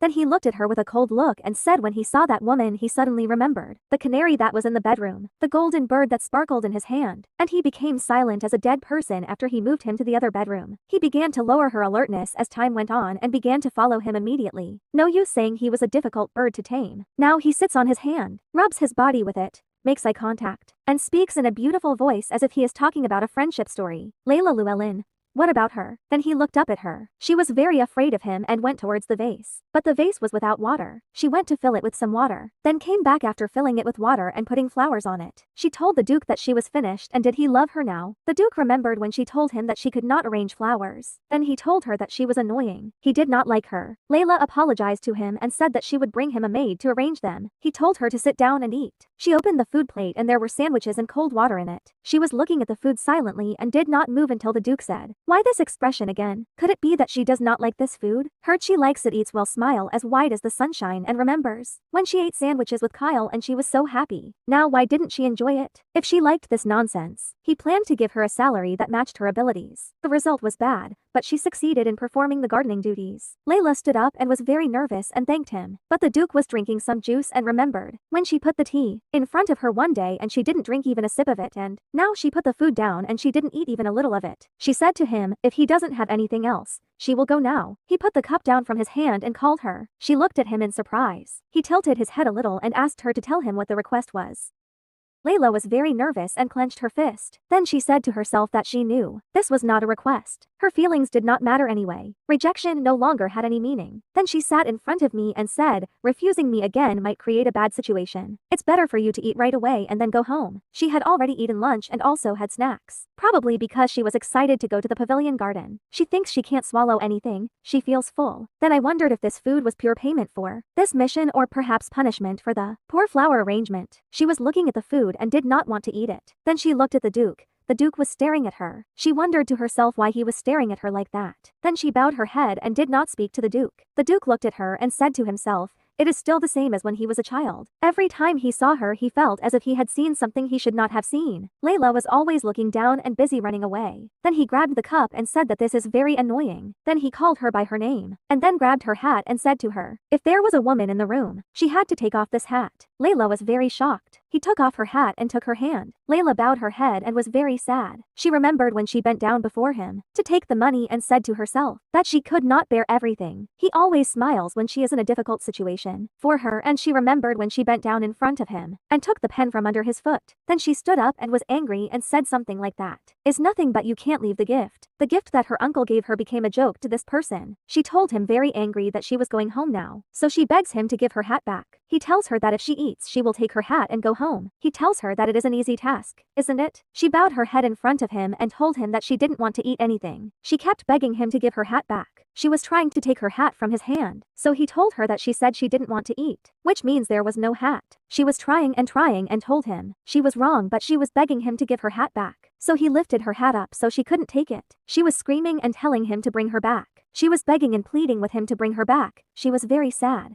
And he was looking at the food, and the food was on the ground next to her feet. And then he threw her hat through the window, so she screamed in her loud voice, and was very sad, because her hat was from her uncle. She ran quickly and wanted to catch her, but unfortunately, she couldn't catch her because her hat only reached the middle of the river. Then she came out of the wing and was running towards the river quickly, wanting to catch her before she got away from her. When she reached the river, she was very surprised because the river water pushed her away a little and she wondered what she should do. It's too far, she has to get the hat before the current takes her any further. She was very afraid of the river and remembered when her cousins threw her into the river and she drowned in it. Then she stood up and looked at her hat and was very scared as she stood in front of the river. And she remembered when her Uncle Bill gave her the hat and said, "I bought it from Lens. If you don't like it, take it and exchange it." She was amazed and very happy with this hat and told him that it was very beautiful and that it was very valuable and she loved it very much. Then she put it on her head and asked him how she looked. Her Uncle Bill smiled and told her that she looked more beautiful. After she finished what she remembered,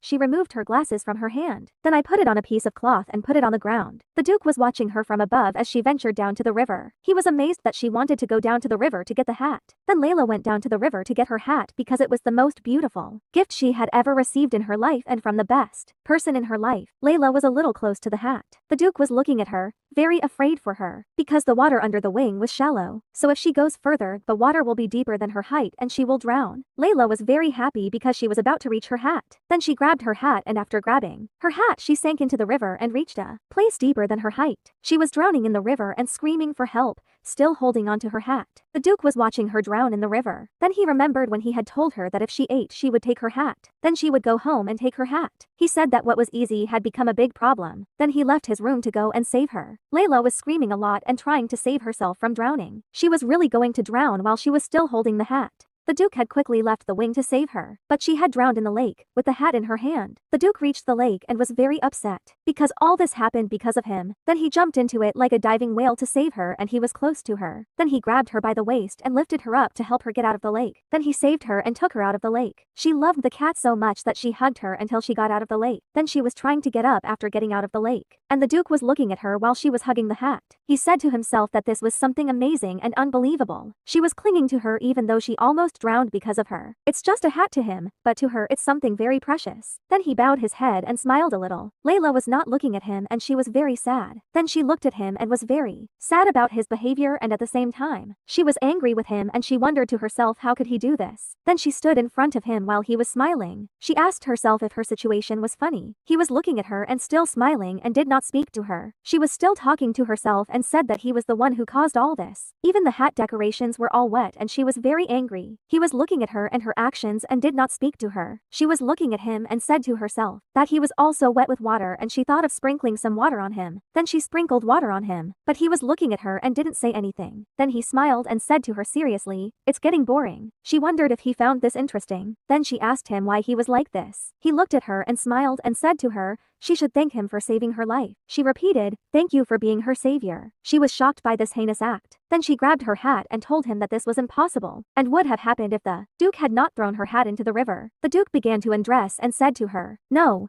If she had eaten her sandwich calmly, all this would not have happened." Layla bowed and was very sad. There was a little water in the Duke's hand. He sprinkled it on her face. He told her it was pathetic to see her jump into the lake even though she didn't know how to swim. She bowed her head and said that she felt that she would let out all the negative feelings that were bottled up inside her, but she had to bear it because he was the owner of Arvis and she shouldn't cause trouble for Uncle Bill. This is all for Uncle Bill only. Then she bowed and thanked him for saving her life. The Duke was standing and unbuttoning his shirt and told her to say it again, like a lady. She was sad and angry with him and said to him, "I'm sorry, she's not a noble lady." Just as he tells her, he sprinkled water on her again and told her to be happy in front of him, no matter what. He is a noble man. Then she put her hat on her head and bowed before the Duke and thanked him again for saving her life. His feelings for this orphan girl did not waver. Then he told him that she would leave now. Then she walked away from him, her heart aching with pain, and she said to herself that she would never fall again, that she would never be the butt of this man's jokes again. She was very sad and was trying to strengthen herself with words and begging herself not to cry because of people like him. Layla ran away from those river like blue eyes and started running towards the house just like that time when she was carrying gold coins. Her eyelids and eyes became so red that the shades of her hat couldn't hide them. This bothered Layla and she started running faster. One day she saw him by chance. He was walking with Colden in the forest. A picture of an elegant man accompanying a beautiful girl. It was like a scene from a fairy tale or a novel. Layla stood unconsciously and looked at him. When she reached the end of the road, the wind blew and the lady's hat flew away. The Duke slowly approached the hat and returned it to its owner, Colden. His unhurried gesture towards it was remarkable. But today he had insulted Layla with that hat. Then he looked with an innocent face as if he had done nothing. Layla felt that she was nothing but a shabby thing in front of him. For some reason she knew this wasn't true. The day passed with a wound in her heart. Then she stood up and was talking to herself and was surprised. What she called her savior and acted like a lady. There was a small stone in front of her. She rubbed the stone away. Instead of directing her anger towards that Duke, she was forced to kick the fruits and pebbles that she found on her way. When she saw those pebbles rolling guiltlessly, she felt sad and frowned because of her blurred vision. Then she realized the grave mistake she had made and remembered her glasses, which she had forgotten in the river. At that moment she felt that the way back was very far and was near Uncle Bill's house. The events moved to Mr. Hareheart's palace, to the Duke's room exactly. The Duke was looking at Lady Layla's glasses, which he had taken. Layla now remembered them and wanted to look for them, but she did not expect that they were with the Duke. Then the Duke appeared, holding Layla's glasses in his hand. As he looked at her, he said that he thought her eyesight was bad, which was probably why her face was always so gloomy. Through those glasses, his memory penetrated the face of that frowning child. Yet her eyes were shining and sparkling in a dazzling way. Then he took the cigarette and lit it. He was smoking the cigarette while looking out of the palace from the window. The glasses were in his hand. He was throwing them up and then catching them. The little girl, who said she would stay in Arvis for a while, is growing up in this land without realizing it. She had become a woman, and still, her emerald eyes shone amazingly, and she had a sweet scent, perhaps because of the summer flowers. She smelled like a rose. He still had his glasses in his hand as he smoked his cigarette and looked outside. Then he whispered Layla's name. He whispered this name like a breeze in the middle of the summer heat. He was disturbed by the name he was saying, tickling it on his tongue. Then he put the glasses he had been playing with up and down all this time. He put them on when the scene of the green eyes disappeared from his mind, and then took a long shower. He changed his clothes and combed his hair, and then it was time to leave. Attending the banquet, as usual, he had the appearance of the perfect Duke Herhart. Then he went to his car to get in and go to the banquet. It was a midsummer evening then. Then Bill's house appeared and Layla had told him about her glasses. Bill appeared and was pouring juice into the glass. He said to Layla, "I think the crow took her again." He meant to take Layla's glasses. Then he said that birds go crazy when they see something that sparkles. Then he said, "Do you remember your hairpin?" She said to him, "Of course. How can I forget? You gave it to me, Uncle, when I was 13 years old. It was dear to me in the end. It was lost the first day I wore it. How upset I was that day." Uncle Bill replied to her, and said to her that at that time he was searching in all the crows' nests until he entered the trees. She hit her glass on his uncle's glass and said to him, "If that happens again, then regardless of her love for birds, she will begin to hate crows." Uncle Bill replied, "There's no reason to bother her. She can buy another pair of glasses." She said, "Yes, Uncle."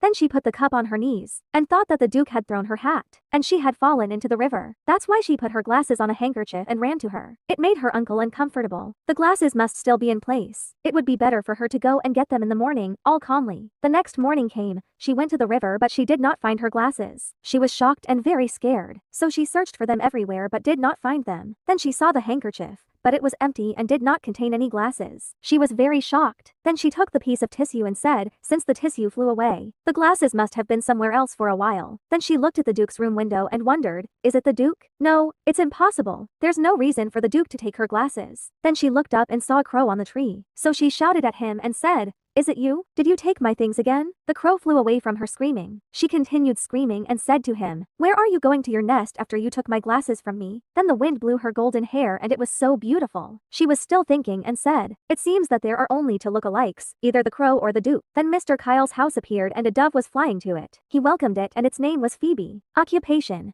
Layla Llewellyn's career experience: 2 years. The first live pigeon Layla trained was unshakable. Then Kyle took the letter that came with the dove from Layla, and thanked the dove for that. Then he gave her some food and took the letter, but he didn't open it and said to himself that they will meet in the library. Why would she send him a letter? Will she come late? Then I wrote him in the letter that it was written, "Kyle, I lost my glasses. I don't think I will be able to keep my promise to go to the library today, because I have to find my glasses. I'm really sorry." Kyle shouted in his voice and said, "What? I worked so hard to get the glasses and now I lost them." Then he took his jacket and was walking fast. He wanted to go to the library. On his way, he met his mother. His mother asked him if he was going to study. He answered her while he was hurrying down the stairs and told her that he was going to the library and study there. His mother said to him, "Aren't you supposed to go and meet Layla?" He was out of the house. He replied to her and said that Layla had cancelled her trip with him, and that he would be back soon. His mother held her head and said, "Every day, Layla. Layla, how long will Kyle play with his childhood friend?" Then Layla appeared and was drying her clothes, and Kyle came to her on his bike and called her and asked her how she lost her glasses. And did she find them? She lowered her head sadly and told him that she couldn't find it. Kyle told her that he would buy her a new one and that they should go downtown together. She looked at him happily and said to him, "Kyle,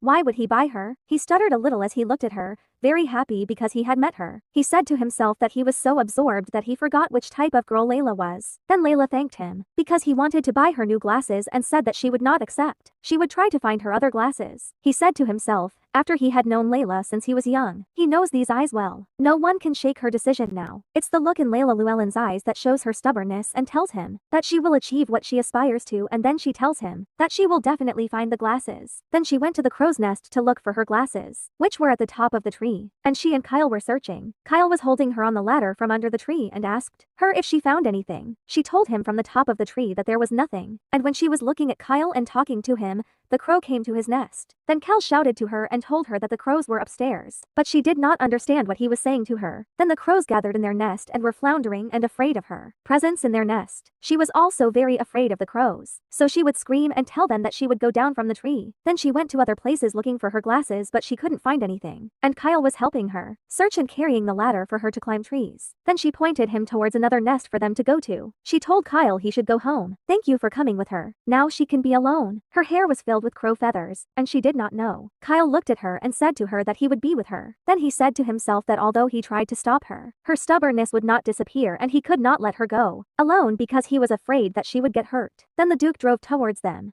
The Duke saw Layla in the forest with Kyle and the ladder. The driver and the person next to him were talking and saying that Layla was looking for the crow that took her glasses, and the Duke was listening to their conversation. Kyle was shocked by Layla as she was looking for the crow that took her glasses. She doesn't know that he's the one who took her off the sidewalk. She's looking for a crow's nest. It's like she doesn't really know or doesn't really want to know. The Duke's car passed by them and Layla has a pen and paper in her hand to write. The nests she had searched for the glasses followed her, and Kyle carries the ladder for her in the forest. She looked at the Duke, shocked that he was in the forest. Then the Duke passed by her and left. He was looking outside. Layla was looking at his car. She wondered why the Duke was looking at her like that. Kyle shouted to Layla and told her that they had to head to the other crow's nest. The raven and the Duke are the two look-alikes. Layla continues to walk around the forest for several days, and Kyle is willing to accompany Layla, an attempt that seems so stupid that Matthias pretends not to realize it. It is very interesting to look at the nests of small birds, but as time passed, the Duke began to get bored with his stupid behavior. The two even took a few days off to share his busy time getting closer to the wing. After the Duke arrived at his home, the assistant followed him, took his jacket away and told him that the Marquis would arrive this afternoon. The Duke told him that he would arrive earlier than planned. His assistant replied and said that he had ordered everyone to take care of the food. The Duke told him that if there were no prior arrangements, he should join as well. He was looking out of his room's window and saw Layla outside. Then his assistant told him that he would prepare the car before lunch. Layla was looking at the palace gate and wanted to enter, but she was hesitant. Then she entered the palace courtyard and was looking up at the window of the Duke's room. Then she entered the palace and stood with all politeness and respect in front of the Duke. She told him that she truly apologized for this sudden disturbance. He looked at her and said to himself that it was very different from when she washed her hat and skirt in front of him. Then he turned his head and asked her what was wrong. Layla lowered her head and was very shy of him. She told him that she was sorry, but she had a question. Then the phone rang and interrupted her conversation with the Duke. He stood in front of her and then went to answer the phone. He was talking and took a long time on the phone while she was waiting for him to finish talking, and she said to herself that she was not sure, but it seemed that there was something complicated. When she thought about it, she saw that he was working constantly, even in the ward. The business volume of the Hare-Hart family is certainly very large, so he must be busy. Then she looked at him and still thought, how can the Duke always look so relaxed and uninhibited even when he smiles? His eyes remain calm and his upright posture is undisturbed as if he were a component of the body. Even when having a social conversation with someone else on the phone, you can feel the power and elegance that rules others as the owner of the family. She wonders why everyone praises him as the perfect Duke Hare-Hart. Yes, people love it. Everyone loves Duke Hare-Hart. Maybe he's the impersonator who took her glasses. Don't feel too bad that she came here to ask a question like this. Then she bowed her head and said, as you know, it's no use. It's a silly idea. You'd better go back to the nest you haven't climbed into yet. He was still calling her on the phone, ignoring her. She called him and told him that she would go now. The Duke put his hand on the receiver and told her to wait for him a moment. Then he continued his conversation over the phone, and Layla was also waiting for him. Then he ended the call and was writing on papers and told her to speak. Is there something she wants to say? She bowed her head and clasped her hands, and told him that she had left her glasses on the sidewalk when she drowned and wanted to know if he had found them. He told her that he had not seen them. She looked at him in shock and said to herself, maybe he's hiding something. Then she asked him, did you hide my glasses? He took a step closer to her and said, do you think so? She said to herself, is he doing this to make fun of her again? She replied, I don't think so. He said, why don't you think so? She looked at him very scared and said to him because he is an exceptional duke. One night, in the main wing of the palace, there was a dinner party, and one of the people took the juice. He said, I can't believe the duke would have set up a separate, private space for them like this. He was talking to the duke and this person was the duke's cousin, Riot. Then he said to Claudine, it seems that the duke is very generous with his fiancé's demands. Claudine smiled and asked him, is he drunk? They haven't had an engagement party yet. She feels embarrassed because he keeps calling her by that name. The other person says that this is reality after all. That's right. No problem. They know she's his fiancé. Then Wright said to her from behind her, after all, everyone knows that the next owner of the Duchess's chair is you, Miss Golden. Then he smiled a very beautiful smile. Claudine nodded and said, it seems everyone has had too much to drink. They should stop now. While Riot was drinking juice, he heard the sound of a bird from next to him. He looked to his side and there was a cage of birds. He was very surprised. He wondered what this was. Is it a bird cage? Matthias was asked what his strange identity was. The bird came out of the cage and walked beside Reet. Reet was very happy. The bird flew straight to the hand of his friend Matthias. The bird was very beautiful and distinguished by its yellow color. Matthias moved it to his other hand to lift it up. Riot was shocked and asked Matthias, are you going to lift it up and shoot it? Riot was very sad. He said that the bird does not know the truth about the duke. This bird surrendered to the person who will hunt it. The bird was leaning his head towards Matthias' hand and was very comfortable. With Matthias by his side, Riot asked what he should call him. Stupid bird or one who doesn't know his limits? He asked Claudine what she thought. Colden said she didn't know, but what if she called it a stupid, pathetic bird? Then she said it was the bird the duke had brought back from the hothouse recently. Then she asked the duke if he had given him a name or not. If he had not named this bird, she would give him a name. The duke replied to her and said to her, she has no right to do that. The bird is just a bird. She told him as I expected.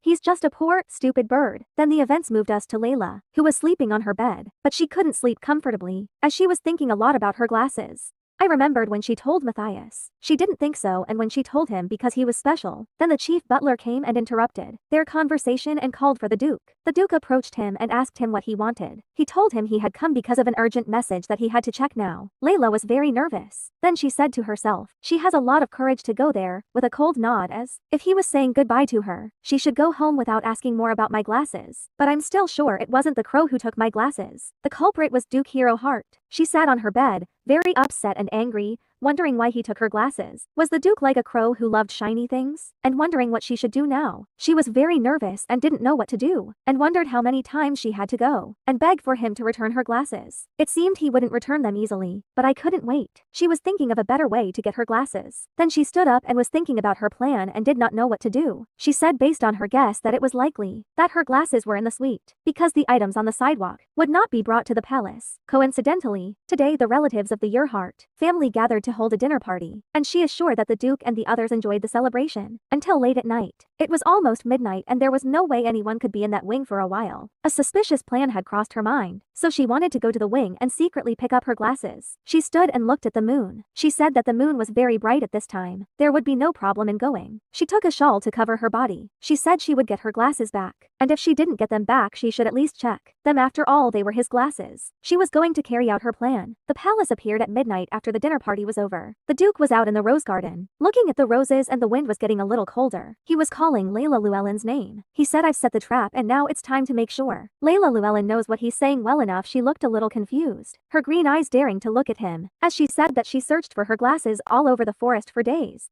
She wouldn't give up easily this time, so he would catch her. Layla had approached the duke's palace and was looking up at the duke's room. The duke appeared lying on the sofa in his room, with Layla's glasses in his hand. He was looking at her and thinking, will Layla take this bait? It's not easy to find the answer, but he doesn't feel worried. He will know when he sees her. Then he closed his eyes and slept, and Layla's glasses were in his hand. Then the window of his room opened. The duke heard the sound and woke up. She stretched out her hand and feet and entered the room through the hall window. The duke had left the door open for her to enter easily. He was surprised when she entered through the window. Layla was wearing her nightgown. Then he smiled and said, she completely exceeded his expectations. She is a woman full of surprises. she was inside the room, but she could not see anything because of the darkness. The Duke looked at her and also said to himself that she was sneaking in with complete confidence. What will she do now? But she started searching in the drawers of the desk. She was also searching everywhere here and there and she did not see anything. Then she stood up and looked to the other side of the room to search it. The Duke was behind her, but she could not see him. The glasses were in his hand, so he said to himself, what is the taste he wants? He investigated it and then looked at her and said what will happen. That woman is no longer young. He was thinking and hesitant. He wanted to talk to her. She was still searching and did not find the glasses anywhere. The Duke said to her from behind her, are you looking for this? She was very shocked and put her hand over her mouth in fear. She thought that the Duke was not here in his room. She was sure that there was a party in the palace. But now what should she do? What excuse should she give him in this case? She took a step back and apologized to him, and told him that she did not know he was here. The Duke stood up and said to her, if I were not here, do you think you could enter without permission like a thief? She looked at him and was stammering in her words, and said to herself that it was all over now that she was caught. Then she saw the glasses in his hand. Then she told him that she just wanted to get her things back. The glasses that he was holding, they were hers.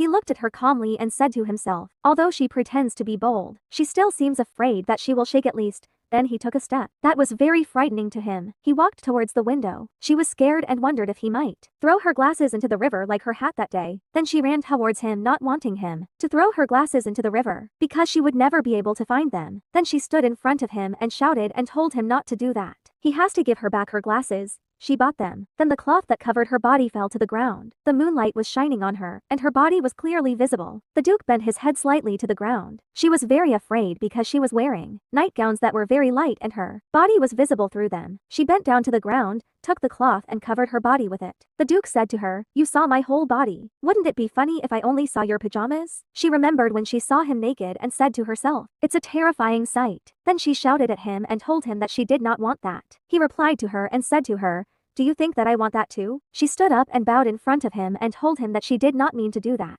She is sorry, he replied and asked her why she suddenly acts like a noble lady. She said that she is not a noble lady. She tied the cloth around her body and told him that it does not matter what she is. The important thing is that the Duke is a real man. He smiled and said to her, I don't know, Layla. Maybe I'm not a real man. She said to him, no, the Duke was a real man. You're the best man in Carlsford. He moved a little closer to her, bowed, and said to her, that's a rather generous assessment. She laughed and replied to him, how dare you judge him? This doesn't make sense. This is what everyone thinks about him. He told her, he doesn't know. Maybe their opinions are different. She smiled and told him, this is not possible. Then she bowed before him and begged him to return her glasses. She had difficulty buying them. They were something very valuable and important to her. Then she apologized to him because she entered the suite without his permission. She just wanted to take her glasses. He took a step closer to her, put the glasses on her eyes, and also put his hand on her cheek. She was very shocked. And then the moonlight disappeared from them. He said to himself that he now knows what this feeling means. This woman wants Layla Llewellyn, the woman who grows with this beauty. Then he put his hand on her lips and said that he also knows the end of this feeling. This desire is just a temporary feeling that will disappear soon. Should he leave a stigma on his life just to satisfy this desire? Is Lee Llewellyn worth it? He kept looking at her and then said, no, if it's not necessary. Layla leaned in while he still had his hand on her lips and then he removed his hand from her lips. Then he said to himself, the answer is clear. She can go. Then he let her go. Layla returned to her Uncle Bill's house and said to herself that she said goodbye to him. Then she returned home walking in the forest. All her memories became blurry. Then she washed her face with water after it touched him. She said she only remembered clearly his deep blue eyes, calm as a river that would swallow her, the temperature of his hot hand, the touch of his hand going in and out of her mouth. She couldn't breathe properly, as if she was being held back. She was angry with him and wondered why he did this to her. Then she got home and put the glasses on the table, and she was sitting nervous and thinking. Then she said that she didn't want to meet him. Again, she didn't want anything. After several days, the Duke appeared and his assistant was helping him put on his clothes. Layla Llewellyn, who often came to the garden to help her Uncle Reimer with his work, had not seen her for several days. It was since the day she came to look for her glasses that night when he held Layla in his arms and kept thinking over and over about his feelings towards that woman. After he reached a pointless and boring conclusion, he let her go because he was able to control those feelings he felt, but only because he allowed her to leave like this. Seeing her running away from him was not right. Then his thoughts were interrupted by Hissen's assistant, who said to him, all the preparations for the hunt have been completed. The Duke had already prepared himself for his hunting trip. Then Layla showed up and Kyle was with her and wanted to help her with the laundry. She thanked him for that. The past 10 days she had tried her best to avoid the Duke. Kyle had been helping her dry the clothes and asked her if she wanted to go for a walk after they finished their work. He told her to go to the riverbank where her favorite tree was and asked her what she thought. She replied and said to him, let them go next time because she still had a lot of housework to do. She didn't want to go anywhere near the river lest she see the Duke in front of her. Kyle told her it was weird because she was staying home a lot these days unlike usual. He told her he thought if she found her glasses, she would move more but somehow it turned out the opposite was true. She told him this is true. Then she said to herself that even her feet have not set foot in the forest. Kyle asked her why she doesn't wear her glasses now that she found them. She told him that she's afraid of losing them again, so she only uses them when reading books. She had only gone to the garden to help her Uncle Bill with his work when the Duke left the palace. When he returned, she would leave the garden immediately as if she were running away from him. If she could avoid the Duke, she planned to continue this way until when summer ends and fall comes. He will propose to Mrs. Colden and return to the capital. There were horse footsteps behind them. It was the Duke and the guests following him. Kyle was astonished and said, it seems they are out hunting. Layla did not want to see the Duke for this period. Then she looked at him and he was also looking at her. So Layla was very afraid and did not want him to see her. Then she covered her face with a piece of cloth, so her face was covered so that he would not see her. Then the Duke went and turned around to see Layla while she was still covered with the cloth. Kyle asked her if she was feeling tired and wanted to go home. She replied no, she was fine and it would be over by evening. After she finished her work, she bent down to take the clothes basket and said to him, let them go inside. He told her to let him help her and he would carry it. Then he carried her and asked her if she was really okay. She looked at him happily and said yes, she is okay. Then Kyle walked in front of her. She was thinking and saying to herself, once the Duke leaves, peace will finally come to the Arvis forest and these confusing days will disappear with him. The Duke had disappeared from her sight completely. She looked for him but could not find him. She thought that she must go to the forest this evening at least. There would be many poor birds to bury. She was very sad because the Duke had gone bird hunting. The Duke appeared and had arrived at the forest with his guests. He told Hessen that he was going for a short walk and that he had to accompany the guests and return home. Then evening came and the Duke was still in the forest chasing birds. And there was a bird on a tree branch. The Duke would catch the birds the moment they hit their target. It was so much fun. Then he caught the bird from the tree. He said to himself, as always, today was definitely a satisfying catch. But still it seemed not enough. Maybe it was because the bird had run away. He was killing many birds one by one. Layla was behind him, following the birds he had killed and burying them one by one. She said to herself, it seems that there are a lot of birds that have been hunted today. After only a few steps, there was another dead bird. She really hated that, so she left only one bird. She dug a grave for it to bury it, and then she buried it. She said to herself that she really hated Duke Hairheart, who had such bad taste. She was very tired from burying the birds, so she also said to herself that there was something strange. She buried the birds every year at regular intervals like today but never built a grave, because it was somewhat unlucky. After she had finished burying the birds, she was going home and she was sad and her eyes were tearing up, and she wasn't wearing her glasses. She met the Duke in front of her, but she couldn't see him clearly because she wasn't wearing glasses. The Duke told her that she had to do it, that she had to do her job well. She was amazed to find him in front of her. Impossible. He knew that she was coming to bury the birds, so he did it on purpose. She saw a red thread on the bird. She was shocked and said to herself that this was the thread that connected her to the baby warblers that hatched on the riverbank last year. A bird that had returned after the winter from a country in the far south had finally lost its life in the place of its birth, just for its own pleasure. She bent down to the ground, very sad because the bird had been killed by the Duke. The Duke asked her, did you tie that string? She bowed her head and said to him, yes, it is her. He asked her, why? She put the cloth over the bird and said to the Duke, you wanted to know whether the migratory birds that had departed would return or not. Then she raised her head sadly and said that she did not want a reunion like this. The Duke said to her, it seems that you want to blame me, but what did I do? I hunt birds. In my area, in my hunting ground. She told him, bowing her head, that he did not know that to the birds this place was just a forest, the place where they were born and raised. This is the place they want to return to though. The Duke asked her, should I know the feelings of birds? She raised her head and told him that she didn't mean it, but he didn't need to hunt so harshly. Then she said to herself, does he know that to say these words out loud, it takes more courage than it did when she was a child and took the train to get here. Then Layla said to her, since you know the feelings of birds, then what is hunting in your opinion? Do you want me to hunt in a friendly way? She apologized to him and told him to forgive her for disturbing her. He asked her what made her love birds so much. She buried the last bird and told him that she thought this would not be an interesting story for His Excellency. Then she finished burying the bird and took all her tools and told him that she had finished the work and would now return home. He raised his gun to shoot some birds and told her that her work was not done yet. Layla looked up at the top of the tree and there was a bird on the branch. She asked him what she did wrong, because she didn't deserve such a horrific punishment.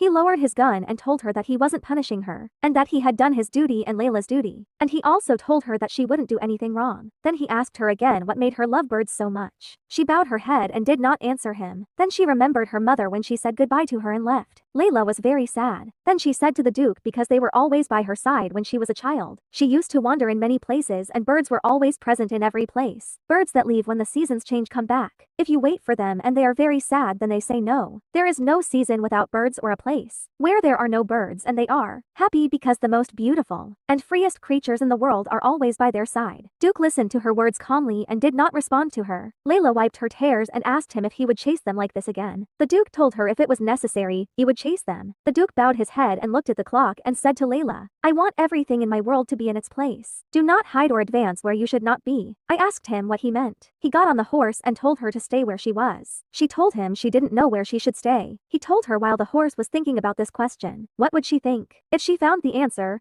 he would give her a very friendly chase. Layla was very sad about him, and said to herself that she was not sure what position she should occupy, for the Duke had finished his bird hunting trip for the day. There was nothing specific that Matthew wanted from Layla, but Layla just needed to be in her place as an orphan living in his forest, a curious student, and after she graduated from school, she would become a teacher. As always, as it should be, this was the order of her world. The Duke was born into a world of perfect order and soon became the master of this world, living faithfully to the role. And the specific expectations are not difficult at all. It was somewhat boring. A proud successor to his grandmother and mother, a generous owner to his employees and a great soldier on the battlefield. To the managers, a capable businessman. Mathis has always been something for someone. He has willingly performed his proper role. Those who have dealt with him have been no different. The role and the situation surrounding him. Within this convenient line came the repeated feelings and went their orderly way. This was the world that Matthew saw, heard and learned about. But what about the humble orphan who lives in his forest? Nothing, because there was no gap in the Duke's life where unnecessary beings could interfere. It was the first time Layla had something he didn't need. It was a feeling of being around someone who didn't need to be anything because it wasn't something unusual, but it wasn't that bad. On the contrary, the feelings that Layla showed, which were out of the ordinary, made him extremely happy. Like the moment when he shoots a bird with a single bullet. More than anything, tears he loved crying. Layla was a woman who cried so beautifully that he wanted to see her cry again. Then she came to him. Colden welcomed her and asked her if she enjoyed the walk. She told him that she heard that the fishing today was great with him. He told her that he thought everyone's lingering feelings hadn't gone away yet. And that's what he'd been talking about since he'd returned from the hunting grounds. Then he told her that the next time he was fishing on Yungai Island, he asked her to go with him. She thanked him and told him that she would refuse because if she saw blood in front of her eyes, she might faint in front of everyone. Then she grabbed him by the arm and said to him instead, she was thinking of hosting a party herself at the Arvis sometime soon, and she told him she wanted him to do some rehearsals with her. And then she told him since this was the first party, the one who hosts it personally wants to invite everyone she knows. Taste looked at her and told her to do whatever she wants. And in the Duke's summer palace, when morning came again, Matthew thought it would not be a bad idea to give him a friendly chase next time. Layla was in the rose garden. As usual, she helped the gardener with his work. Layla had regained her rightful place. He was looking at her from the window of his room. After a while, Layla appeared. She had gone to Colden and given her flowers. Colden was with some of her friends. Layla told her that if she didn't want her to do anything, she would go. Colden replied and said that she wanted her to pick some red roses too. Layla told her that she would go and give her some red roses. And then Layla left alone. Colden's friend said that Layla was acting very politely. She didn't seem strangely arrogant. The other said that she knew. Should I say that she had eyes that didn't know where she was? Colden told them that Layla was a poor child. She knew that Layla had these faults, but let us be a little lenient. Colden said to herself that it was not unreasonable for such a reaction to occur. Her opinion after watching this child for a long time does not differ from the attitude of Muddy, resulting from complete indifference. Even the ladies of the so-called noble family are keen to become friends for her. But Layla was never excited or happy even when I left her, let alone trying to look good. Rather, it seemed to be a patient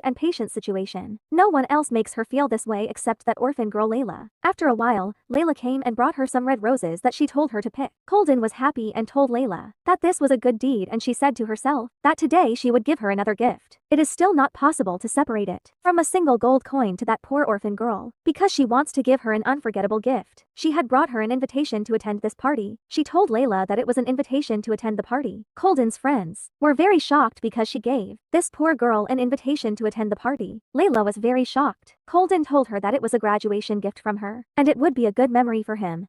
Then she told Layla that she really wanted her to come to the party, and she was sure that Layla would not refuse her invitation. Frankly, Layla was very shocked and the invitation was in her hand. The Duke appeared and was going with Hessen, the car driver, to the meeting. They passed by the accessories store, and a very beautiful necklace caught the Duke's attention. Then he passed by him and did not enter to take it. The events took us to Uncle Bill's house. The maid Mona came and gave him some food in this basket. She was very angry and said that she could not understand why the nobles were so mean. He said to her, "Uncle Bill, the rumor that Layla was going to the party must have spread." She was very angry. She said that this was what made her angry, and to make matters worse, there were rumors that Mrs. Brandt had been treating poor Layla like a puppy since she was a child. She used to call Layla whenever she was bored. As if that wasn't enough, now I invite her to a party full of noble ladies, who are nice to be considerate and talk to others. But how far do they want to go in frightening this poor girl? Uncle Bill said to her angrily, "And why would Layla be afraid of something like this? There is nothing wrong with showing her face for a while." Mona said to him, "How can you be so stupid after all this time? Shouldn't you at least know how to raise your daughter?" He was very angry and said to her, "Whose daughter? All I can think about now is where I will send her." She said to him angrily, "That damned thought only. This thought that kept occupying you when you marry Layla is repeating in your mind. And even when you have grandchildren from her, you will still think. Tell me, will you still think? Even when you are lying in your coffin?" He was very angry with her because she was screaming at him. Then she told him to leave everything and buy a beautiful dress for Layla. He was shocked and said to her in shock, "A dress for Layla?" She said to him, "Yes, it will be a surprise gift for her. Layla is also a girl." Can he imagine how much she helped him get it? He replied to her and said, "It seems like a good idea, but as you know, Layla is the type who doesn't like to depend on anyone, and if he suggested that she buy him a dress, she would definitely refuse." She extended her hand and told him that she knew, so he had to give her the money and she would be the one to give her this gift. He went and brought his bag which had the money in it. He opened this bag and said to her, "If Layla finds out, she will definitely make a fuss." She told him that she would do her utmost to prevent Layla from noticing until the day of the party. He gave her the money and asked her if this was enough to buy the dress. She told him that she wanted more because a party like this didn't just require a dress, but she would also buy other things. He gave her more money and told her to buy whatever Layla needed. Layla was very surprised because he gave her so much money and didn't care. Uncle Bill loved Layla very much and she said she wanted to break these ladies' noses with Layla's beauty. Then Layla came to them after her work and suddenly opened the door. They were very scared. Bill hid the money bag and the maid also hid the money and told Layla that she came here to bring them snacks. Then she took the money and hid it behind her and said that she would leave for the day and was a little late. Uncle Bill was a little upset and asked Layla, "What are you planning to do with this invitation?" Layla removed the hat from her head and told him that she would go for a short time to show her face and then leave. The uncle asked Layla if she needed anything, like a dress or anything like that. She told him that there was no need for that anyway. She would go for a short while and then come back. And then the money bag was still hidden under it. He told her that events like this require beautiful clothes. "Are you planning to wear your school uniform to a place where all the noble ladies gather?" She laughed and told him that this idea did not sound so bad. Uncle Bill was a little upset and said that it was not difficult to know what this child was feeling, although she tries hard to avoid causing problems or relying on others. Even though he is aware of everything, he does not know how to comfort her or help her and always ends up saying mean things. She came closer, took his hand and said to him, she's fine, really." He felt sorry because he was the one who should be comforting her, not her. That evening at Uncle Bill's house, Layla appeared and she was sleeping and she was feeling nervous while she was sleeping, and then she woke up and she was very scared and her eyes were very sad and she woke up in her room and this was just a nightmare in nightmares that go back to her childhood, and she moved from a nearby house to while she is being bullied and severely beaten. She goes back to the moments when she was begging them not to abandon her.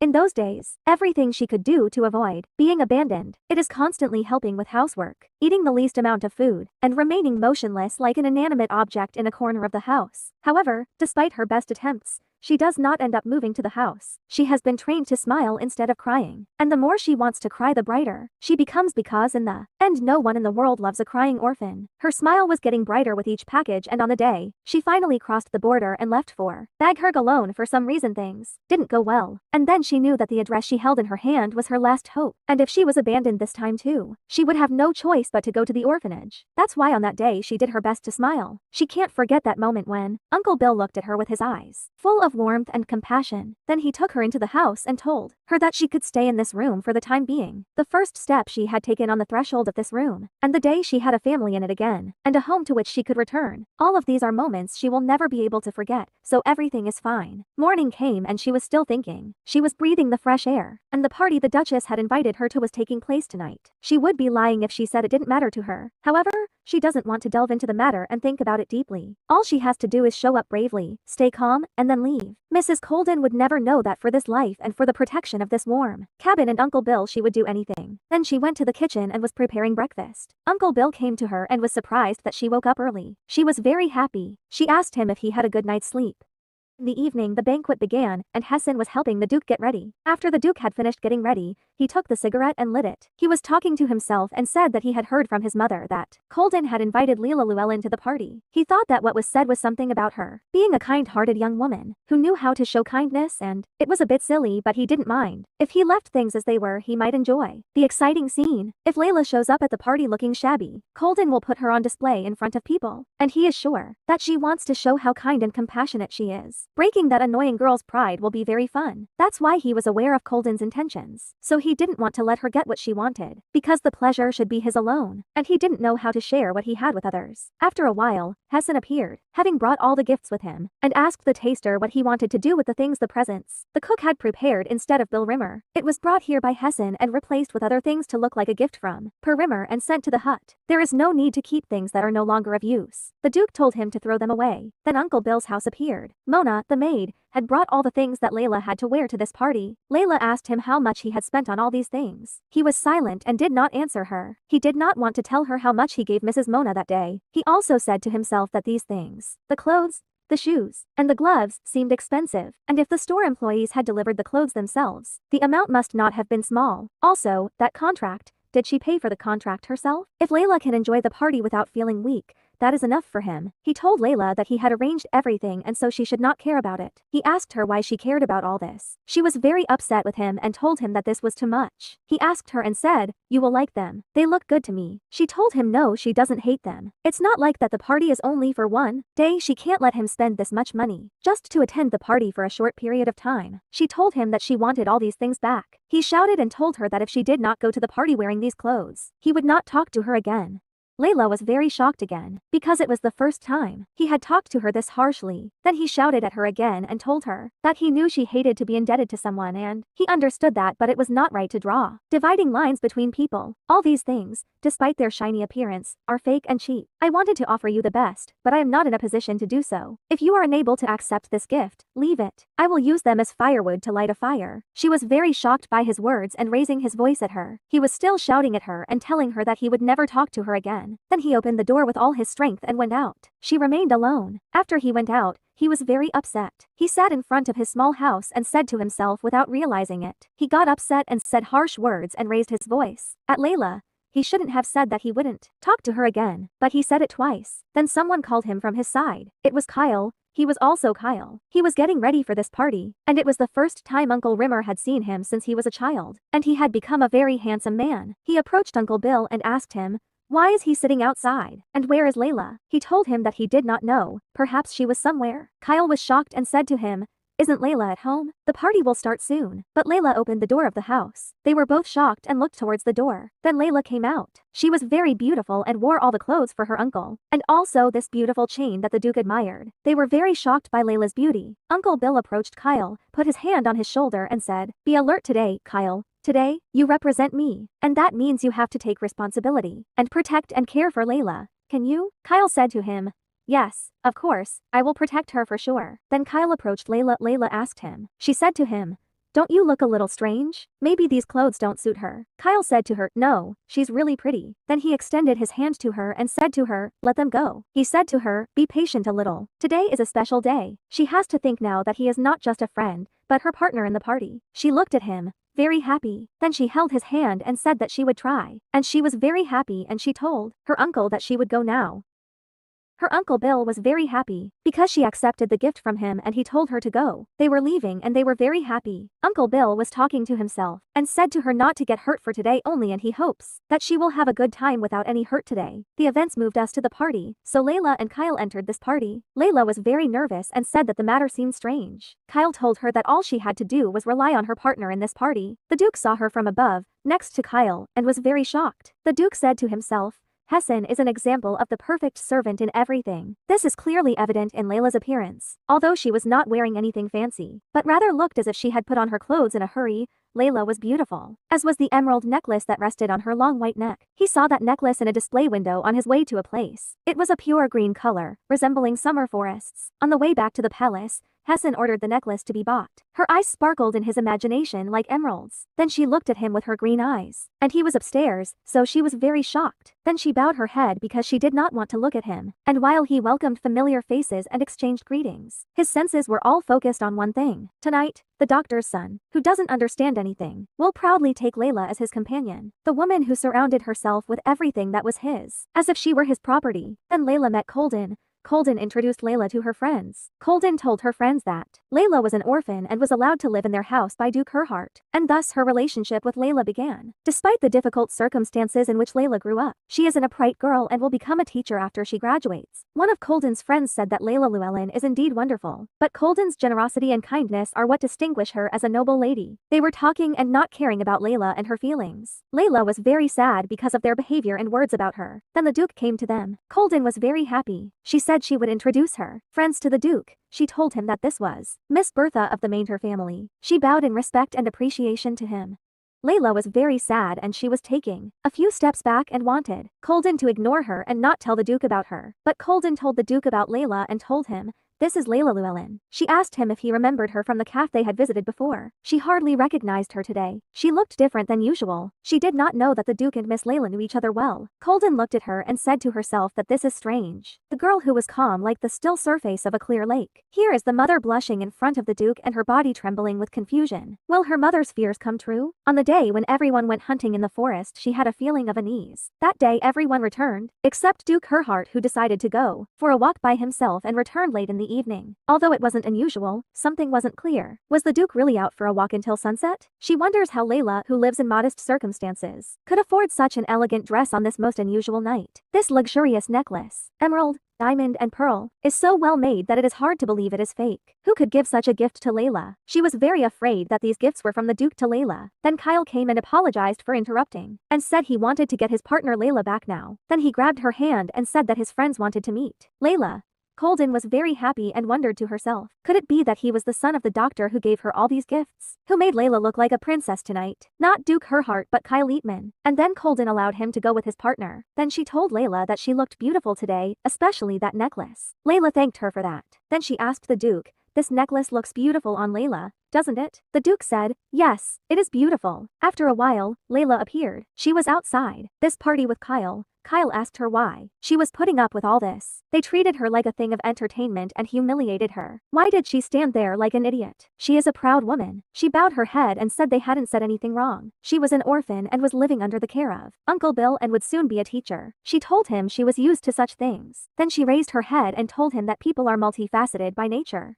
She told him to go now. He had a lot of people to meet and it seemed his mother was waiting for him there. His hand was close to hers. He told her that he came here today as her partner, so he would stay by her side and that was what he wanted. She was silent. He turned her head a little and asked her why she felt shy and why her face was a little red. She covered her face and told him that she was not shy. Then Kyle's mother came looking for him and asked him what he was doing here. She has been looking for him for a while. It is a very important day and there are many people who want to meet him. Even Mrs. Norma is looking for him. He was shocked and told her that even Mrs. Norma told him yes. It is not polite to make her wait for you for a long time. Layla pushed him and told him to do as his mother told him and that she would wait for him here. His mother held him until she could enter the palace with him, but he did not want to enter. His mother thanked Layla for her understanding of the matter. Kyle told Layla that he would be back quickly. She should go from here. She waved her hand at him and said, "Yes. She will wait for him." She was outside this celebration and listening to music. The music was very beautiful and Layla liked it. Then she said that it seemed that her role was over now. All that remained for her was to wait here quietly until Kyle returned. A little time passed and Layla was still waiting for Kyle to come back. She remembered her Uncle Bell when he told her that even if all this seemed decent, it was all fake and cheap. He wanted to give her the best thing in the world, but he couldn't afford it. She was very happy and said to herself, although he said that, she is very beautiful to the point that it is too much for her. A dress with a soft texture that looks like it's made of clouds. Shoes decorated with delicate embroidery, and even this necklace. There are such beautiful fake jewelry in the world. Maybe that's why Miss Golden said it. She said it was very pretty. Maybe it was an expression of contempt and pity, and she dressed it up to look like a compliment. But even so, she didn't care. It was a present from her Uncle Bill, and that one fact was enough. Then she saw the Duke and Colden leaving the celebration alone. But the Duke discovered that Layla was outside, and Layla was looking looking at him with sad looks. Colden was talking to him and she told him that the night breeze is refreshing and Lily loves summer because its nights are beautiful.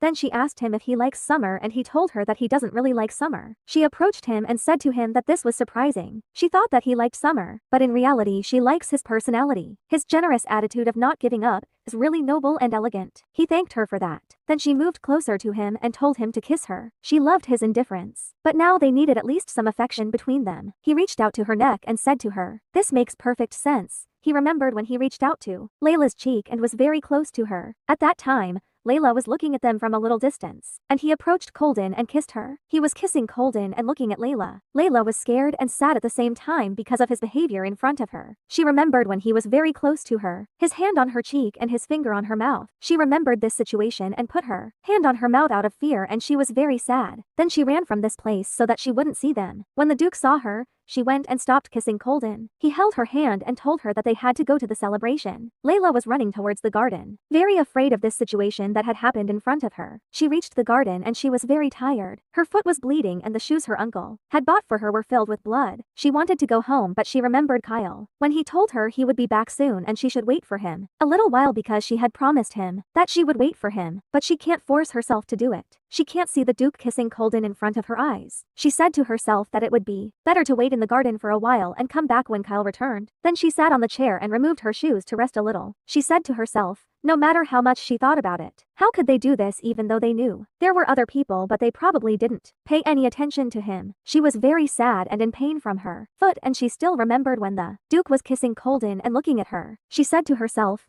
why did he do that? It's very shameful. The events took us inside the palace, where Kyle, his father, his mother and the grandmother were alone at the table, talking to each other.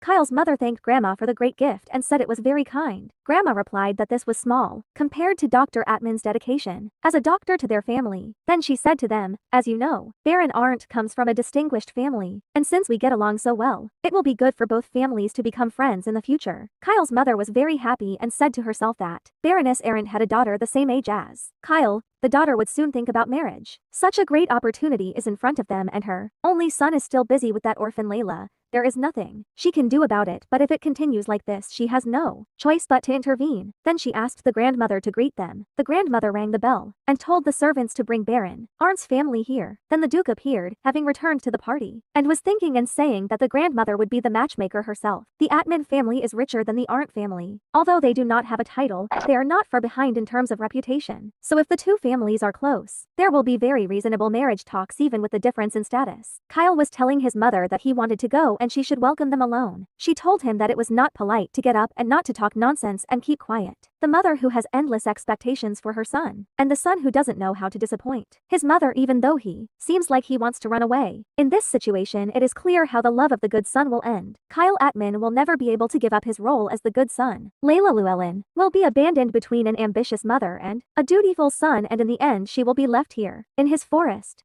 Duke went to Hessen and told him to tell Count Klein to come to his balcony on the second floor. Then he said to himself that the Count would not come because he had returned home early. But this request of the Duke was just an excuse to waste time. While the servant was looking for the Count who had already left the party, Layla was quickly leaving the garden with her distinctive and different mumbling. A woman with a temperament that protects what is hers to the point of recklessness, but feels no remorse for what is not hers. She has never looked back. But there is no longer a reason for her to be here. Then the Duke went to her while she was on the chair with her head on her knees and her shoes on the floor, still waiting for Kyle to come. The Duke was looking at her calmly. She was still putting her head on her knees. The Duke approached her and sat on the ground in front of her. Then he looked at her foot. Her foot was wounded and bleeding. He took her shoe. She turned her head towards him and opened her eyes and saw the Duke in front of her. Then the Duke stood up and took her shoe in his hand. He was very shocked because he took her shoe, and this shoe was a gift from her Uncle Bill, and she did not want to waste her uncle's gift to her. Then the Duke brought her shoe a little closer to her and asked her if he should return it to her. She said yes. He would be kind enough to return it. He smiled a light smile and told her to cry and he would return it to her. She got very angry at him and wondered, how dare he ask her to do this while he took her valuables? Did he enjoy annoying her? Then she was looking towards the palace waiting for Kyle to come. She wanted him to come now. The Duke knew that she was waiting for Kyle and told her that Kyle Eatman, the person she was waiting for, would not come. She looked at him with sad eyes and said to him that this is not true. Kyle is a man of his word. He took a step closer to her and said to her, it seems that she is completely confident in Kyle Kyle. She replied to him and said that she trusts him because she knows Kyle well. He is much better than him. He replied to her and told her not to trust people lightly. She told him that she really did not understand why he was doing this to her. Did he hate her that much? The Duke replied to her and said to her, yes, he hates her very much because his hatred for her makes him feel comfortable and happy when she cries, and it is fun to see her collapse. She was shocked and asked him how could he say that. He bowed his head slightly and told her that he was just answering her question.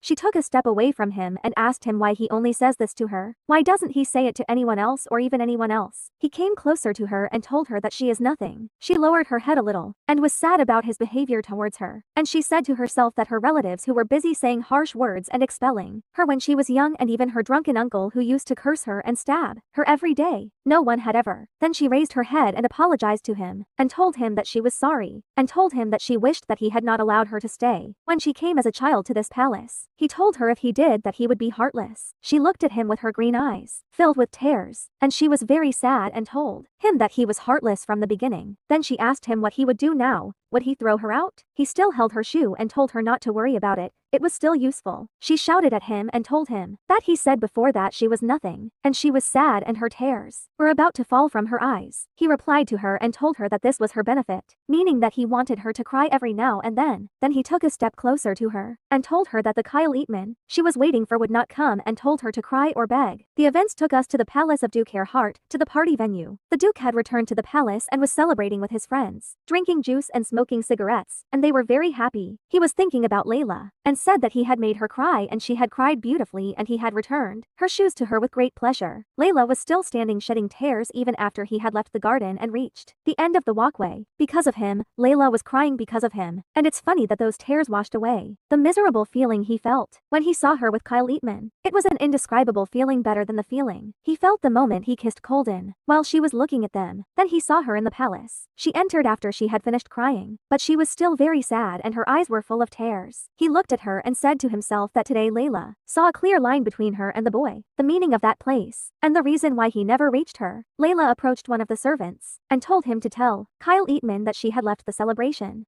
Moments later, Hessen came and apologized to the Duke and told him that it seemed that Mr. Klein had already returned home and that he would not find him. The Duke was up there looking at Kyle Eatman. He said to himself that Kyle Eatman, even if his son, the doctor who heard Layla's message, shook off his mother's hen late and started looking for Layla. Nothing will change now. Layla has left and the extremely boring Midsummer's Eve party will continue. Kyle Eatman had left the party to look for her, but he couldn't find her. She had gone home and he was very upset. After a few days, at Uncle Bill's house, Layla and her Uncle Bill appeared. Her Uncle Bill was very afraid for her because he would leave her alone for a few days. He was asking her if she would be okay, because she would be alone for a few days. She looked at him and said it was just 3 days, she would definitely be okay. Then she approached her Uncle Bill and told him that he should go and not worry about going to his brother's funeral. He was a little upset and said that he didn't think his staying would be a problem, as they hadn't seen each other for years, meaning that he hadn't seen his brother who had passed away. Then Uncle Bill asked Layla if anything happened to Kyle on the day of the party. She replied that nothing happened. He was happy and said that this was comfortable. He felt strange because he had not seen Kyle these days. Layla told him that all this was because they were busy these days and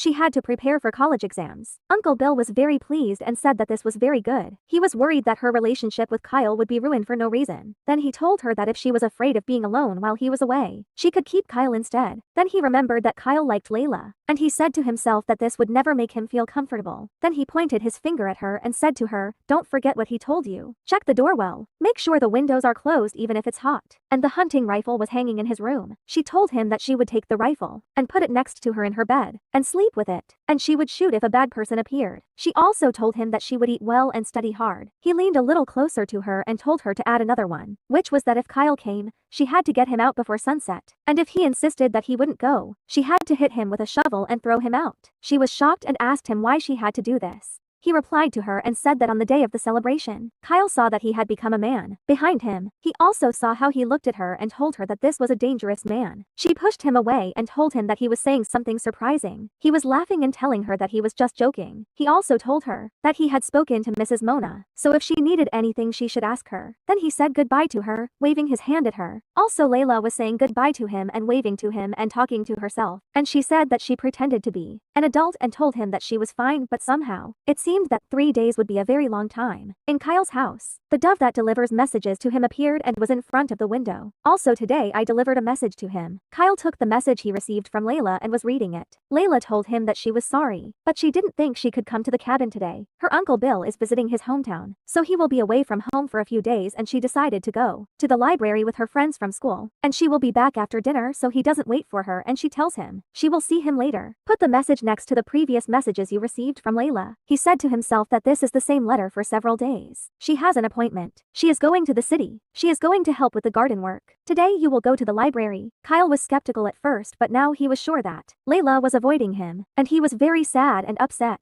He slammed his hand on the table and said he didn't blame her. He would have done the same thing. He had bragged loudly that he was her partner, and that he would protect her on the day of the party, but he left her alone. His mother heard him, hit his hand on the table, and asked him what he hit and what was happening. Kyle raised his head from the table and said to himself that he felt ashamed of himself and couldn't bear it. He should have left the party faster, but he didn't. He's a coward. Kyle kept feeling bad, feeling like he would lose his elephant forever if he didn't do something. Then he went out and got on his bike to go to Layla's house. He wanted to meet Layla and talk to her personally. Layla appeared and was drying clothes outside. She turned her head because she heard someone calling her name a lot and in a loud voice. So that was Kyle Eatman coming to her, and then they went inside talking to each other.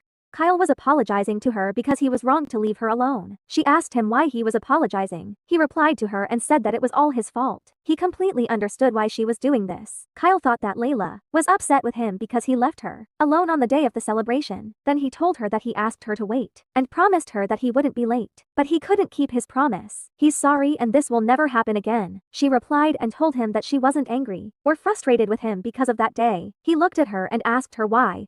Why does she keep avoiding him? Layla said to herself that she really wasn't mad at Kyle. Yet that day she realized one thing she had forgotten for a long time. She and Kyle belonged to completely different worlds. In fact, she might have been ignoring it, even though she knew very well that he was no longer the child who played with her in her childhood. But he was the only friend who had truly approached her, not with pity or contempt, not with regard to her condition as a defect, but with the tender feelings and memories she shared with him, as precious as her chance to meet Uncle Bill. She remembered when she and Kyle came home after playing together, and she told him that Kyle came with her and they were very happy, but at that time the uncle hated Kyle very much. Then she continued talking to herself and said, why should a child grow up and become an adult? On her way back home she thought about that said question and made a decision that she would stay away from her dear friend for his own good. After she finished talking to herself, she told Kyle that she thought it was time for them to distance themselves a little. Kyle was very shocked and asked her what she meant and why. Layla sadly told him that this is much better this way. They can stay good friends for a long time. He put his hands on his knees and asked her what she meant by her words. He repeated and she told him that they are still good friends who have to part ways. He replied to her and said, does she know that she is just saying nonsense now? She told him she was serious. She didn't want to lose him. Kyle was very sad and said to her, do I want to lose you? Of course I don't want to lose you. So why should we break up when we don't want to lose each other? And he said he would never do that. Then he put his hand on her hand and told her that he would never lose her and would never leave her for this reason. Layla said to herself that it was time for them to become adults too. Then she removed her hand from his and stood up. She told him that he had to eat lunch and leave. She would prepare it immediately. Then she left him alone on the table. He was looking at her hand and he was very sad. The Duke appeared and the bird was on his head. Then the bird came down to his shoulder. Riot was reading the newspapers and looking at the birds surrounding the Duke. He was very shocked and wondered how the bird could play without fear and ride on Duke Herhart's body, who wears a perfect suit even on this hot day, and how Matthias keeps this bird alive and not any other bird. The Duke was very happy while playing with this bird. Then he whispered to Golden and said to her what she thinks of wearing a yellow dress to her engagement party. Maybe the Jag Herhart will love her like this bird. She looked at him sharply and said that she hated the color yellow. It was a vulgar color. He told her that it might not suit the yellow dress, madam. She will be the prestigious flower in the social world. Miss Golden will become the lady who defeated His Highness in the future. He told her to tell him honestly how she felt after she had passed and become the princess and assumed the position of the Herhart family's fiancée. She told him to stop making jokes, and then Red asked Matthias when he planned to take time off after his engagement, so he could just focus on his family business. The Duke told him it wouldn't be a bad idea to stay in the royal guard for another year or two, since that was the Herhart family tradition. He said to him, you, Duke Matthias von Herhart, devoted to your country, will become a more honorable duke than any of your ancestors. I can't believe your engagement party is coming up. For some reason, I feel strange. The bird was in the Duke's hand, and the Duke was silent and did not respond to Rhett's words. Then he stood up and put the bird in the cage, followed him and said to Rhett, They and Colden can rest here more. Red asked him where he was going. The Duke said he was going to the facility because he had some backlog business. Then he went outside and was talking to himself. He said that he was reckless when he decided to turn around and head towards the annex. He planned to stay in the annex and do some work until dinner. It certainly was until he left the palace, but when he suddenly stopped and looked around, and before he knew it, he was standing on the path leading to the gardener's cottage, and he hated it. When his emotions got out of control, he wanted everything in the world to be under his control and in its proper place, and his feelings were no exception. But at some point, the days when he was lost in thoughts about that woman began to increase. His eyes followed that woman only, as all his senses became focused and an uncontrollable heat began to build deep inside his body. There will come a time when his will be able to cut off the impulses and thoughts. Every time he realizes that he is affected by such feelings, his discomfort increases. Desire is not something that should be given priority in life. Of course, even Layla Llewellyn probably wants to check it out. It was very close to Uncle Bill's house. He was standing and looking at Bill's house and thinking about Layla. The events took us to the place where Layla Llewellyn was in the forest. She was screaming and wanted someone to save her and wondering if there was anyone to save her. She was very afraid that the tree branch would fall if she moved more. She was trying to calm herself down more and more, and she wanted to reach the other branch to save herself. But she couldn't, and then her shoe fell to the ground while she was on the tree. She was very scared and thought if she fell from this height her legs would break. And I remembered a moment ago what happened to her until she reached this situation. After she had lunch with Kyle and on her way back, she heard a bird chirping from somewhere and went to it, to find a little bird sitting on the ground crying very sadly. It was a little bird that had recently been born in a nest in a large tree in the backyard. She carefully returned the little bird to its nest, and all she had to do was descend carefully. Fortunately, she was able to avoid danger by holding onto a tree branch at the moment she fell. But it seems it's only a matter of time before he falls too. She wondered how long this branch could hold her. Could Kyle hear her voice? If he didn't get away from here, she was calling out to Kyle at the top of her lungs and asking him for help. But he had already left this place. The Duke came to this place and heard her screaming for Kyle. The Duke looked at her while she was upstairs and wondered what Llewellyn was doing here. Why does she like climbing trees so much? Then he asked her, "Should I save you?" She was very surprised when she heard his voice and wondered why the Duke was here and not Kyle. Then she shouted louder to Kyle. The Duke told her that this child Kyle will not come. She shouted to the Duke to go. He will not help her anyway. Why is he standing here? He told her it looks like she's going to fall soon, so he should call someone because he's not heartless. He said he would call the hand of Atman, that she was desperately looking for, but with this height, he thought she needed Father Atman and not Kyle Atman. She was very nervous as she held onto the tree branch and said to herself, if her legs were still intact after her fall, she would definitely kick that man first, like a stone, like a hazelnut tree fruit.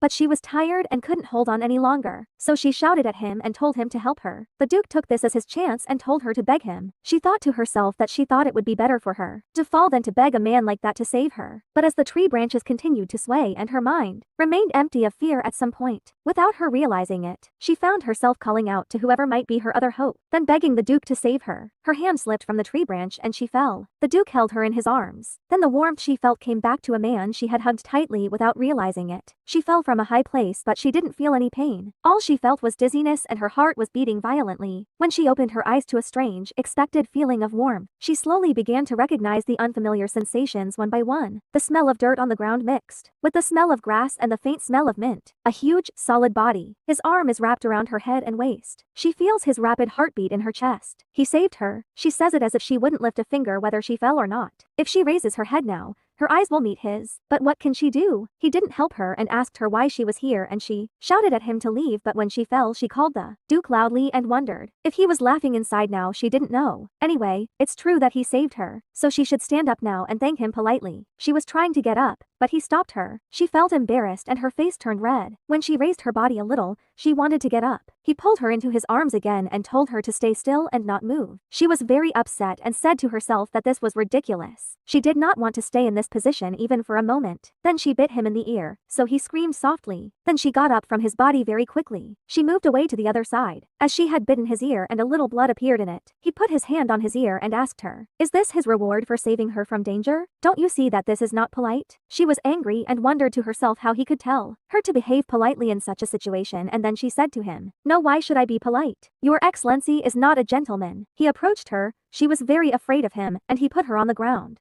He asked her what she had said to him in the elbow. Was he lying? She said it with her mouth. She told him that he was a noble man. He was the best man. She screamed and said to him at that time, I made a mistake. I got the wrong person. He put his hand on her cheek silently, so she said to herself that now, before, and at every moment, he tolerates her like a gentleman. Then she removed his hand from her cheek and told him to get away from her. How could he do such a silly thing to her? She thanked him for saving her, but he wouldn't listen to her. He moved closer to her as she swallowed the words she tried to say to him. It happened so quickly without any time to think. She tried to push him away with all her might, but the more she tried, the more he pushed her away with greater force. He trapped her under his arms, and every time she found it difficult to open her eyes amidst the rising dust. The scene she saw was changing. The trembling leaves, the sky and his eyes, the fluttering ground with the shadows of the trees, and his eyes again every time. She faced the gaze that was pursuing her fiercely. She felt like prey being eaten, alive by a predatory animal. She was telling herself that she couldn't understand anything, so she was very afraid of the heat that this man was pouring on her. This feeling was strange and shameful. Then he grabbed her hand and she was on the ground and upset and crying a lot. She was talking to herself, and she said even after he did this to her, she didn't feel anything like the moment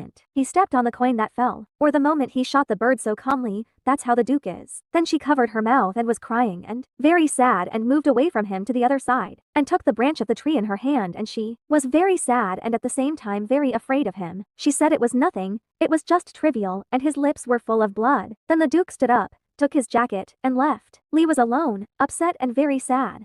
And in the evening of that day, at the palace of Duke Herhart, the Duke was heading to the palace and was remembering his moments with Layla Llewellyn. He said to himself, the moment he held Layla in his arms, he lost his mind and was overcome by a desire, like hunger, to possess that woman as if she were a wild animal. He would rather see the end of this desire. It would have been meaningless, futile and insignificant in the end if Layla hadn't cried at that moment. He could have held back his madness and not hurt her. Maybe every time the year changes and the season passes and returns to Arvis, she grows and develops, and he did not care. At least he did until this summer. Then he grabbed with all his strength a small tree branch, which was full of thorns, and he held on with all his strength until the rose petals fell to the ground. And when he let go of his hand from the branch, his hand was covered in blood. Summer in Arvis is short. Soon, when the cold winds blow, this hot summer will end. As if nothing had happened, as if it were a lie, Layla appeared and was washing her face and mouth after the Duke touched her. She was even washing her neck after he kissed her on the mouth and neck. Then she took the bucket of water and poured it all over her head. She was crying and very upset with him. Moments later at Kyle Eatman's house, Kyle appeared and was looking out the window outside. He was very upset and sad and remembered when Layla told him that she thought they needed to get away for a while. He said to himself after Layla said that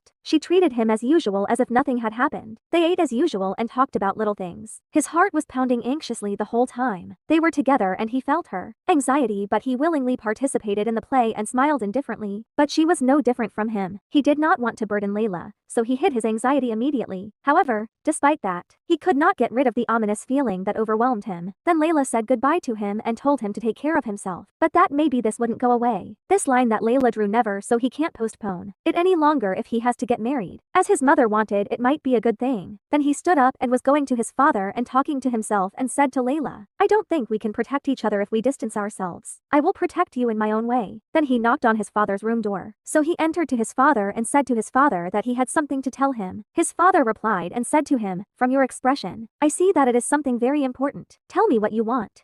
Kyle said to him, Dad, I think my mother thinks I'm old enough to get married. His father laughed and said, that's why you had such a serious face. Your mom was a little rushed that day. That's what your mom wants. But don't worry, Kyle. I understand her feelings, but I don't agree. There's no need to rush. Kyle grabbed his hand tightly and said, No, Dad, I'm thinking about getting married. His father was shocked and couldn't believe that Kyle was asking for marriage. He asked him, Do you really want to get married? Kyle said, Yes, father. I want to get married. I want to marry Layla and go to college with her. After 3 days at Uncle Bill's house, Layla appeared and was very nervous. She had spent the past 3 days tossing and turning in bed. Was it because of the fear of being alone? She would stay awake all night until dawn, and when she finally fell asleep, terrible nightmares would drag her back to the distant past. Then she remembers the time she was beaten and abandoned without knowing why. Sometimes she would meet the Duke in her dreams. From that day when she opened her eyes after wandering through the memories of that dusty afternoon, she couldn't help but feel like crying. Will this memory also become a long and painful nightmare that torments her for a long time? If she can forget it, She will. She worked all day and exhausted herself on purpose. She would go to bed tired, hoping to escape the memories. But the more she tried to get rid of them, the more the disturbing images clung to her like an ever-present shadow. She felt like she had been pulled into a deep, dark swamp, her heart heavy with unanswered questions. Her body and mind were wet like cotton from a restless sleep, and she felt heavy but she couldn't sink into it. Today, Uncle will come back. She must be strong. She must get better. Because she promised him that no matter what happens,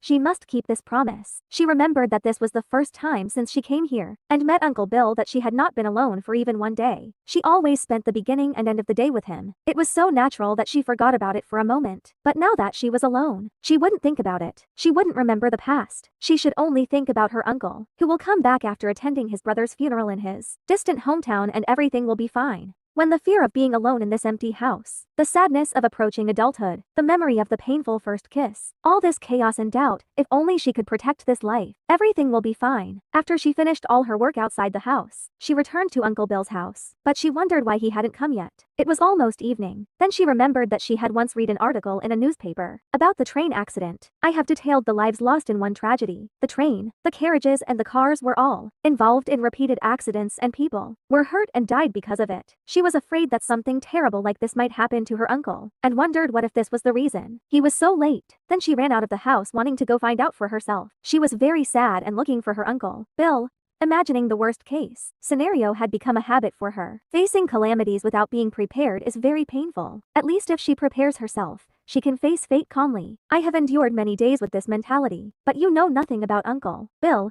You wonder what if something bad happened to him. What if you never saw him again? Just imagining losing someone dear again and leaving her alone in this world hurts her so much that she feels like her heart is being torn apart. She remembered her mother giving her a bunch of sweets and telling her that she would go very far. Layla asked her if she would be late to come back. Her mother told her that she would be very late. She hugged the candy and asked her mother again, "Are you coming back before I finish this candy?" Her mother said, "Yes. I will be back soon." Layla said to herself, if her uncle is going to abandon her, at least he won't leave any promises behind. Her mother, who was very beautiful, did not want to live as a poor man's wife. She left them and left nothing behind but the widespread rumors. The rumors that she had become the mistress of a nobleman and married a wealthy merchant and moved abroad broke her father's heart even more. But her father did not help him find her. He quit his job and spent every day drinking. He was destroyed and gave up all meaning in life. He drank a lot and then became dizzy. Layla used to come to him and beg him to wake up, but in his cruel heart Layla was not there. Her father used to avoid even looking at her. He said he couldn't bear to see a face that reminded him of her mother. However, she didn't lose hope and believed that if her mother came back, they would be able to return to those happy days. Even though she felt let down like the bottom of an empty jar, she still had to believe in her mother. At least she had to for her mother's sake. I thought the reason she couldn't eat the last dessert was probably because she was waiting for her mother. One night she went to her father's room. Her father was sleeping on the bed, so she approached him and covered his body with the blanket. But he woke up with her next to him. He hugged her and cried a lot and apologized to her. Then he put her to sleep next to him and told her that he had to buy some food and collect firewood tomorrow and that he would clean the house. He finds a new job and when he gets some money he will buy her a lot of delicious things. Layla was very happy. He also told her that when the flowers bloomed in the spring, they would go to the garden together. Then he hugged her and said that he wanted to go there and they would see the flowers and buy her a book that she would like. These were her father's last words before he died. And in the early morning when the faint warmth of his body had completely disappeared, her father left her and what remained for her were the promises that turned into his last words. And one dessert. That's all. If he was going to leave he shouldn't have made any promises. After her father left she became a burden and the relatives exchanged looks. Not sure what to do, she was left alone in the empty house. She couldn't bear the hunger and ate the last of the sweets. As she bit it hard, the broken pieces scratched her gums. Blood came out of the wound but she didn't spit it out. The taste of sadness was sweet but bitter. But now she didn't want to feel this pain again and she begged. Her uncle did not leave her alone. Then she saw her uncle returning, carrying the bags in his hand. He opened his arms for her to run into his arms. Layla wiped her tears, wanting to welcome him with a smile, then ran towards him, calling out to him. She had to tell him that she was fine, just as she had promised him. The Duke saw her from the car window running towards her uncle. She threw herself strongly into her uncle's arms, very happy that he had returned safely. The Duke reached out his hand towards her, his hand full of wounds after he had grabbed the tree branch, which was full of thorns. Layla was very happy with her uncle, Bill. She was next to her uncle, Bill, and she was very happy. Her uncle asked her if she was fine during his absence. She told him, of course she was fine, really. At Dr. Itman's house, he appeared and was talking to Kyle, asking him if he had thought about the matter carefully during the past few days. Kyle told him yes and that he never changed his mind. His father told him that he knew what he meant and asked him how much he loved Layla or else he wouldn't be so stubborn. Then he told him that they were both too young to get married and it would be better to focus only on studying now. Kyle was nervous and said that his mother wanted him to marry Miss Arndt, who was the same age as him, and Miss Brandt was also a year older, but she was engaged to the Herhart family. He told his father that it was not because he was young, but because he chose Layla. He said that he did not want to marry someone he did not love, and that was why he came to his father. His father told him that he certainly could not deny the existence of such reasons, but marriage was not a matter that concerned only the two of them, but rather it concerned their family as well. Kale said that he knows that too, and did not mean to say that family circumstances and respect are not important to him. His father said to him, "Then why do you say that you want to marry Layla even though you know everything?" Kyle put his hand on his chest and said, "Because no matter how important these things are, they can't be more important than the people you spend your life with." He wants to become a good doctor, a loving husband and a good father just like his father, but for him, everything started with Layla.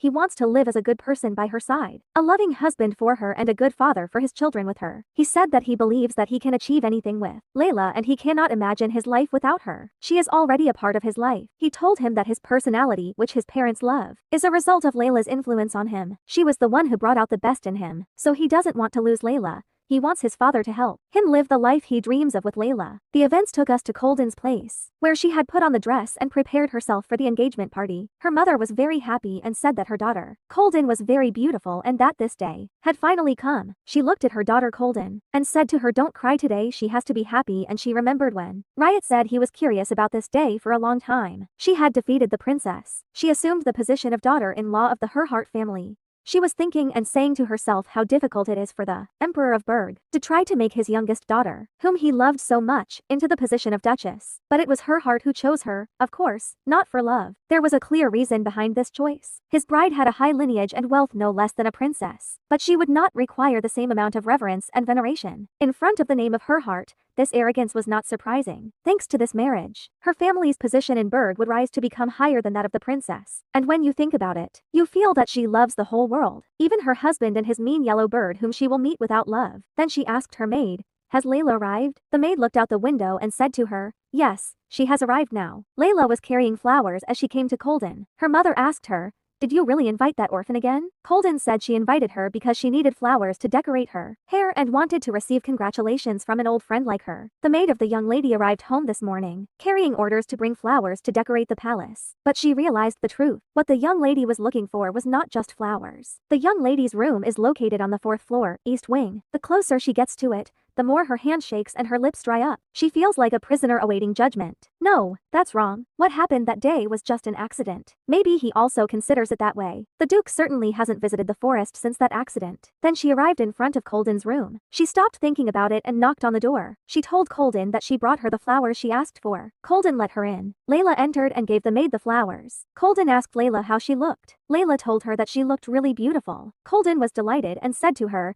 "Do you think that Prince Herhart thinks so too?" Layla said to her, "Yes, I am sure that the Duke thinks so too." She congratulated Colden on her engagement. Colden thanked her and said that thanks to her, she thought the engagement party would be more perfect. Then she signaled to the maid behind her to give Layla the money. The maid approached Layla and gave her the money. Layla took the money and thanked the young lady for that. She said to herself quickly, she has to go back home. She has to make sure that she doesn't face the Duke in front of her. She ran quickly up the stairs, but she met him on her way. He was going up to his room. Then she moved away to the other side, until the Duke went up to his room. She was bowing her head a lot and the Duke was still standing in front of her and not passing by. She was very surprised why he didn't pass by and go upstairs. Then he passed by her and went up to his room, so she ran quickly to return to her house. And in the evening of that day in the forest, the weather was very beautiful. Layla appeared and was sitting on the tree thinking and saying that the palace was very busy. Now Mrs. Mona was worried that the number of customers today would be greater than other times, even though they were in the same fiefdom. But the palace and here were as if they were two worlds apart. Suddenly, this thought occurred to her. His eyes resembled the color of her old memories. He possessed the eyes of her sadness. Then someone came and put his hand on the tree and called to Layla. Layla looked at him from the top of the tree, and it was Kyle. She asked him how he knew she was here. He told her that he just thought she would stay here, that it was her favorite place, especially this spot. I went down to him and asked him what the occasion was today for him to wear such clothes. Is he going to an engagement party? He bowed his head and told her that today was very important to him. He was holding a bouquet of roses in his hand. Then he gave them to Layla and asked her to marry him. He told her that he wanted to marry her.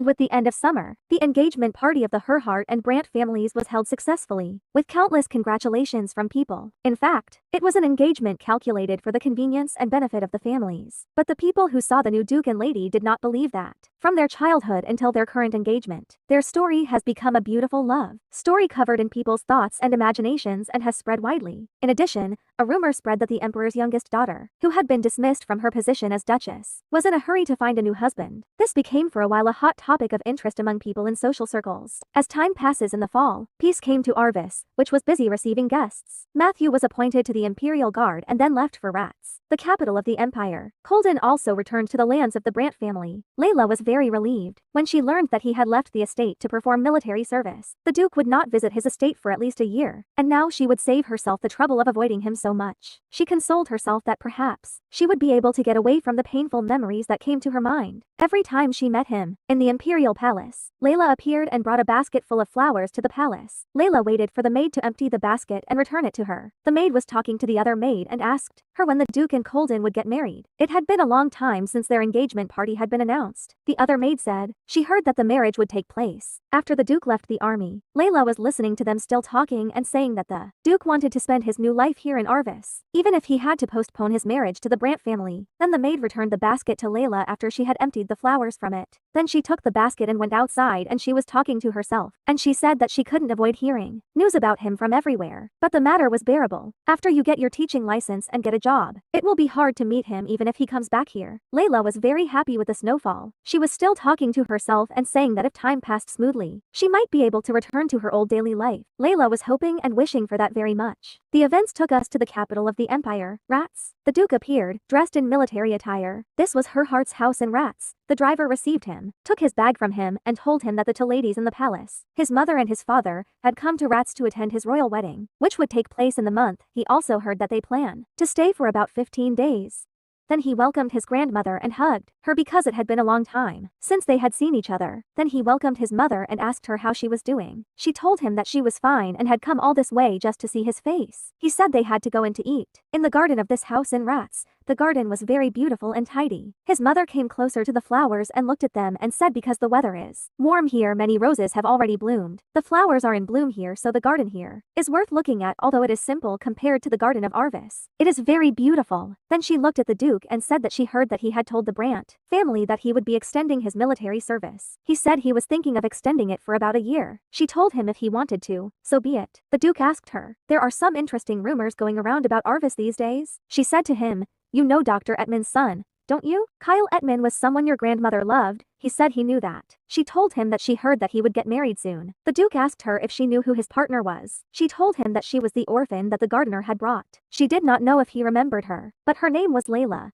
The Duke told her that he did not think that she would be a bride on terms that the Ettman family would agree to. His mother said to him, so it's amazing and what a baby she is. Even the efforts to find a good marriage partner became laughable. It was very sad because he loved the doctor's son very much. It is said that because of this incident, Mrs. Attman, who was trying hard to get a prestigious daughter-in-law, ended up sick. But since her husband's permission had already been granted, there was nothing left for her to do. She was a very refined woman, and because of this incident, she lost all her social standing. No noble family would be friendly with a family that would welcome such a humble orphan as their son's wife. The Duke smiled and said that things might change. He wasn't married yet. She told him that was good, but everyone said that it was already confirmed. Dr. Attman's intentions are very firm. Kyle is also completely fascinated by the orphan. She is a beautiful child in a special way. The problem was that Mrs. Attman allowed her son to hang out with her. To blame her is ridiculous. What's even more ridiculous is that Mrs. Attman's son is obsessed with one woman and is bringing shame on the family. After a little time at home, the Duke appeared, having just come out of the bathroom and finished showering, with the towel on his shoulder, but his attention was drawn to a vase on the table, and he thought his mother had brought it here. Then he sat next to this vase that had several colors of flowers in it. As the scent of roses began to spread in the air, he was thinking about the summer he would spend in the palace. Layla Lulene, when did that little girl who used to help the gardener with simple chores and wander around the garden start to become an integral part of the seasons? She smelled like a rose, just like the rose that the gardener plants in the rose garden with all his love and care. Then it seemed to him that it was his bad luck that the gardener had planted her in the forest. Layla, nothing. What is the value of a name? Rather, it is a good thing that happened if this beautiful sadness disappeared from before his eyes. Perhaps he is the one who should face the biggest applause for their marriage. Then he opened his eyes and whispered Layla's name. And he still thought and said that a season without her, even when the roses bloom. Even if the roses appear, can there be a season without her? The flowers will bloom and he will come back, but how can you not be there? How? The military service extension papers were in front of him on the table. He took it in his hand, looked at it, and thought a little. Then he tore up the paper that contained the request to extend his military service. And at Uncle Bill's house, Uncle Bill was standing outside his house. Kyle came to him and asked, "Where is Layla?" Uncle Bill told him that she was cleaning the warehouse. Kyle walked into her while she was cleaning the warehouse and she welcomed him. He told her that the weather was really nice these days. The wind was cool and many flowers were blooming on the side of the road. And he also told her that it was the perfect weather for marriage. Then he smiled and asked her to get married. She stood up a little nervous and refused the marriage proposal. He smiled and told her that he would accept her rejection today, but would try again tomorrow. She told him, "No,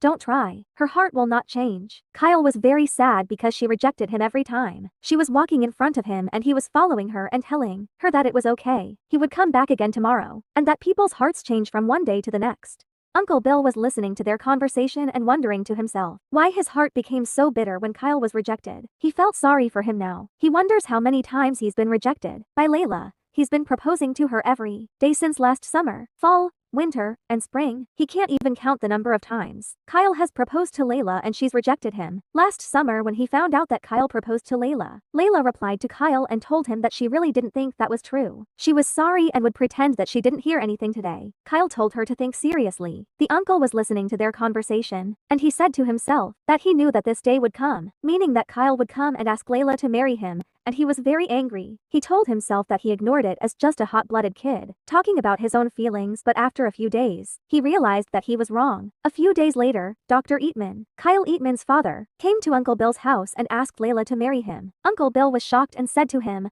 "What do you mean? Are you saying that we should marry Layla and Kyle?" The doctor said to him, "Yes, and I would also like to send them to college together if Layla marries Kyle. Their family will support Layla's tuition." Uncle Bill was very shocked. Dr. Eatman said to him, "I think you were very surprised by this sudden proposal." Uncle Bill said to him, "Yes, of course." Then he bowed his head and asked Dr. Atman why he chose Layla. He also told him that the Eatman family could find a better marriage partner than anyone else. The doctor told him that he had also had great difficulty in making this decision. Even though the world is changing, that doesn't mean he doesn't want to have a daughter-in-law who has a good family and status. But he knows that Layla is a good enough child without those things. Uncle Bill was very shocked and nervous. The doctor smiled and said that Kyle wanted to marry Layla. He had come to him a while ago and said that the person he would spend his life with was more important than any other conditions. Thanks to her, he wanted to become a good person and wanted to live as a loving husband to Layla. His feeling was so sincere that he dismissed it as an immature child's passion. Uncle Bill was shocked and said to him, "Did Kyle really say that?" The doctor replied, "Yes. I have seen my son for a long time, so I think you will recognize his honesty first. First of all, I think it would be a good idea to wait some time and watch. If Kyle doesn't change his mind next year, I would like to allow the kids to get married." Then Uncle Bill asked what he thought.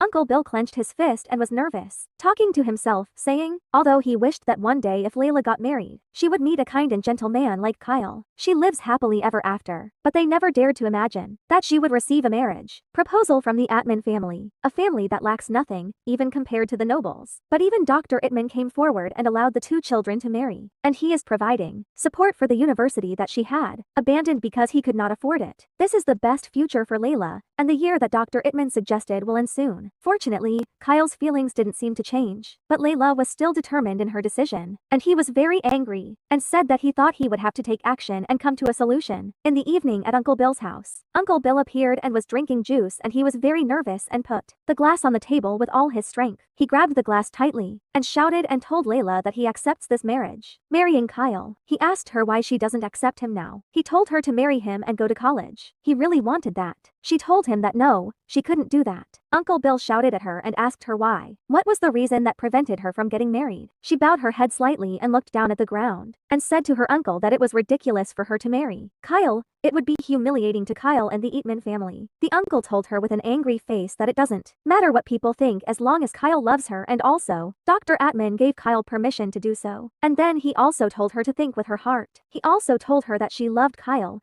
She told him, of course she loved him, and that she would never find a friend as comfortable and warm as Kyle anywhere in the world, so she doesn't want to burden him. He is dear to her. Uncle Bill told her she was making fun of him. What's the problem? Why is she so insecure? She put her hands on her knees and said to him, rather, that's not the reason. She loves herself as she is now, regardless of what people say. She doesn't think she should feel ashamed of herself while she's trying to become what is expected of her. But marriage, she doesn't know. Frankly, she's not sure if she really needs to get married. The uncle was very nervous and told her that he hoped it didn't mean that she would stay in a hut for the rest of her life and live with him while he was a widower. She looked at him and said that she didn't want to leave Irvis Forest, and now that she had her teaching license she would be able to help him if she got a job at a nearby school. He grabbed her hand and hit her on the chest and said to her, "Where will the forest go? This is the forest. It will stay here and he will stay here too. If he grows old and no longer has any energy and leaves his job as a gardener, he will have no choice but to leave. But as long as he keeps correcting this, he will have a good decade." Then he put his hand on her head and said to her, "If you leave this house and go to college, or if you get married, wherever you are and whatever you do, Layla will remain Bill Reimer's little girl." Then he smiled and told her that there are men like that in the world, even if they are few, men who give her absolute confidence that they will be good husbands and good fathers. Kyle is one of those men. He told her to think about how wonderful it would be if she married a good man like that and they adopted a real family. Kyle would never let her feel alone. She told him, a little sadly, that she and her Uncle Bill were real too. They are a real and good family. Uncle Bill smiled, very pleased with her. Then he gave her a train ticket to Rats and travel expenses there. He told her that the college exam was next week, so she should study hard starting tomorrow and not even think about being rejected again. If she didn't go to Rats to take the college entrance exam, he would think that she considered him a fake person. She took the ticket in her hand and was looking at it and thinking. Then she smiled and said to him, even if they separate, they are definitely real. The uncle told her that this is good, she should think like this. At Carlsbad train station, Layla showed up and she and Kyle asked him where his father, Dr. Itman, was and why he didn't come. He told her that there was an emergency patient and he had to stay in the hospital, and he was really sorry that he couldn't go with them. She told him that it was okay for her to go alone. It was her first time in the capital, so she was a little nervous. He told her that he knew the way well, so she shouldn't worry about it. One of his relatives lived there, so he used to go there a lot. Layla was happy and said that this is good. He grabbed his hand tightly and excitedly and said that he must show that he is trustworthy this time. Then the train reached them. Kyle took Layla's luggage to help her and got them onto the train. She stood in front of the train door and was very shocked. She said that while she was worried every day about where her life would take her, she never expected that she would live a day like this in the distant future. Then she looked at the ticket in her hand and wondered if there would come a day when she would be able to repay all the kindness she had received from her uncle. Then she hugged the ticket, smiled and said to herself, "Uncle, I will have a nice trip." Matthias was trying to extend his military service for another year, but he changed his mind and sent a document requesting his release and returned to Arvis. The reason he claimed for his dismissal was the fragile position of his master in the Herhart family. It was unfortunate for many that he was unable to remain in his position. Then the colonel who had given him the exit document appeared and told him that he understood his decision, but that he could not help but feel bitter about it. It is a shame that they lost a capable officer like him. Then the colonel stood up and said to the Duke, if they looked at the bigger picture, the entire empire would suffer a great loss because of keeping someone like him in the army. The Duke told him that he had just performed his duties as a soldier. He told him he was grateful for everything he had accomplished here. Duke Herhart was known for his politeness to everyone, even those of lower rank than himself. His attitude was quite different from that of many other nobles who could not distinguish between private and professional matters. Because of this, Colonel Farrell was held in high regard by Matthias, and the same was true because he had chosen to serve on the foreign front, a difficult place. He appointed himself in it since he started performing his duty and achieved many great things. Then the colonel extended his hand and thanked the Duke for all his hard work so far. Then he greeted him and the colonel told him to visit him when he got back here. The Duke told him that he would certainly do so. Matthias had a short meeting with his colleagues, who served with him in the same company, and then headed to the army headquarters in the center of Latz. There he met a few presidents and gave them his greetings. His farewell procession concluded with a visit to the army general. Thus he was finally able to complete his military service. His plan, which started out going normally and steadily as he expected, ended up in vain because of the notification about that woman. Then he went to the driver. The driver told him that he would take him to the palace. Now that he had finished his schedule for the day, when he was about to get into his car, Layla caught his attention. It was a night that reached Ritz to what was the presence of the Duke. The Duke was very shocked by Layla's presence in this place. He wondered what she was doing here in Ritz. Then the Duke stepped back from getting into the car. The driver asked him what happened. The Duke was silent and did not say anything. Layla's presence in this place confused his mind. Then he put the hat on his head and told the driver that he could go first. Then Layla appeared and was walking around this place, and then she said, no matter how much she looks at him, he never stops, dazzling her. The first day I arrived in Lartz, I decided to visit the Natural History Museum, based on Kyle's recommendation. As Kyle told her, the museum was like heaven to him. It was a really great place. The only problem was that the museum was so big that he couldn't finish seeing everything in just one day. She would have preferred to come here with Kyle again today. He really wanted to come with her, but she stopped him because he had an exam tomorrow and had to go to school. Then she said to herself that she would do her best today to try to see everything and that she must spend the day here in Lartz before she went home. Her shoes were comfortable and ready. Her pen and notebook were ready. She had energy for the day and everything was ready. She was very excited as she was going to the museum. The Duke was following her and she didn't know he was behind her. Then she arrived at the museum, the notebook and pen in her hand ready, and the Duke was watching her from afar. As she walked around this place, Layla Llewellyn looked like a child playing in the forest. Although they had already passed some large halls filled with exhibitions, there were no signs of fatigue in her exciting steps, even if she was writing something with a serious expression on her face, as if she was some kind of scientist. Sometimes a bright smile would suddenly appear from her. The Duke wondered what made her smile like that. He said he should be closer to her. He was thinking that if he came to her now, he was sure that this smile would disappear without a trace in a single second. After she finished looking at this entire museum, she left it. She kept looking at him left and right. Then she saw in front of her a very beautiful tree full of artificial birds. She looked at them and they were very beautiful birds. She remembered when she looked at them as a little girl carrying her bag. Then I got very sad when I remembered the past. Then she raised her hand up, wanting to reach and catch one of the birds, but she couldn't reach them because she was a little short. So she was raising her feet to reach them. She was trying harder and harder, but she couldn't reach them. The Duke came from behind her and was very close to her. Then he grabbed her by the waist and lifted her up. She was very shocked and did not know who was behind her and lifted her up. The Duke helped her to reach the flying bird and catch it. She is still shocked and doesn't know who was behind her and lifted her up. She wanted to look behind her and know who he was. Then he lowered her to the ground while still holding her waist. Then she looked at him and knew that he was Duke Matthias, and he was still holding her waist. Then he relaxed his hand and let go of her waist. Then he grabbed her hand tightly after he released her waist. Then he removed the hat from his head and looked at Layla with his beautiful eyes. She looked at him in great shock, so he welcomed her. She remembered when he held her hand and helped her catch the bird. She held out her hand that the Duke had touched. Then she put her bag on her shoulders and stood in front of him respectfully, looking at him and he looking at her too. Layla was about to continue her day after greeting him politely as basic etiquette dictated, but she couldn't resist turning her head to glance at the man who had been tiring her out earlier. And now he was walking a few steps away from her. From the moment the Duke saw the nightmare memories that she had been trying so hard to bury, they began to reappear one after the other. No matter how hard she tried to erase them, she couldn't get rid of them easily. All those memories of their first kiss. She put her hand on her chest and said to herself sadly, maybe this is the reason why her heart keeps racing like this. But she wonders where the Duke will go now. He doesn't seem like the type to stay on a museum tour. After that, Layla went to the cafe that she came to with Kyle the first time they visited. This cafe held beautiful memories for her with Kyle. The Duke had gone to this cafe and turned towards Layla to look at her. The princess was very shocked and asked herself, will the Duke buy tea here? Layla was very embarrassed and watched the people with her eyes and said that she thought that some of the people around them had already recognized the Duke, but this was meaningless. Then she bowed her head a little and said to the Duke that it was a pleasure to meet him here, but now she would leave. Then she turned to leave this place, and she was talking to herself and said that there were many people watching. She was shocked how the Duke could be here with so many people around him. On her way out of the cafe,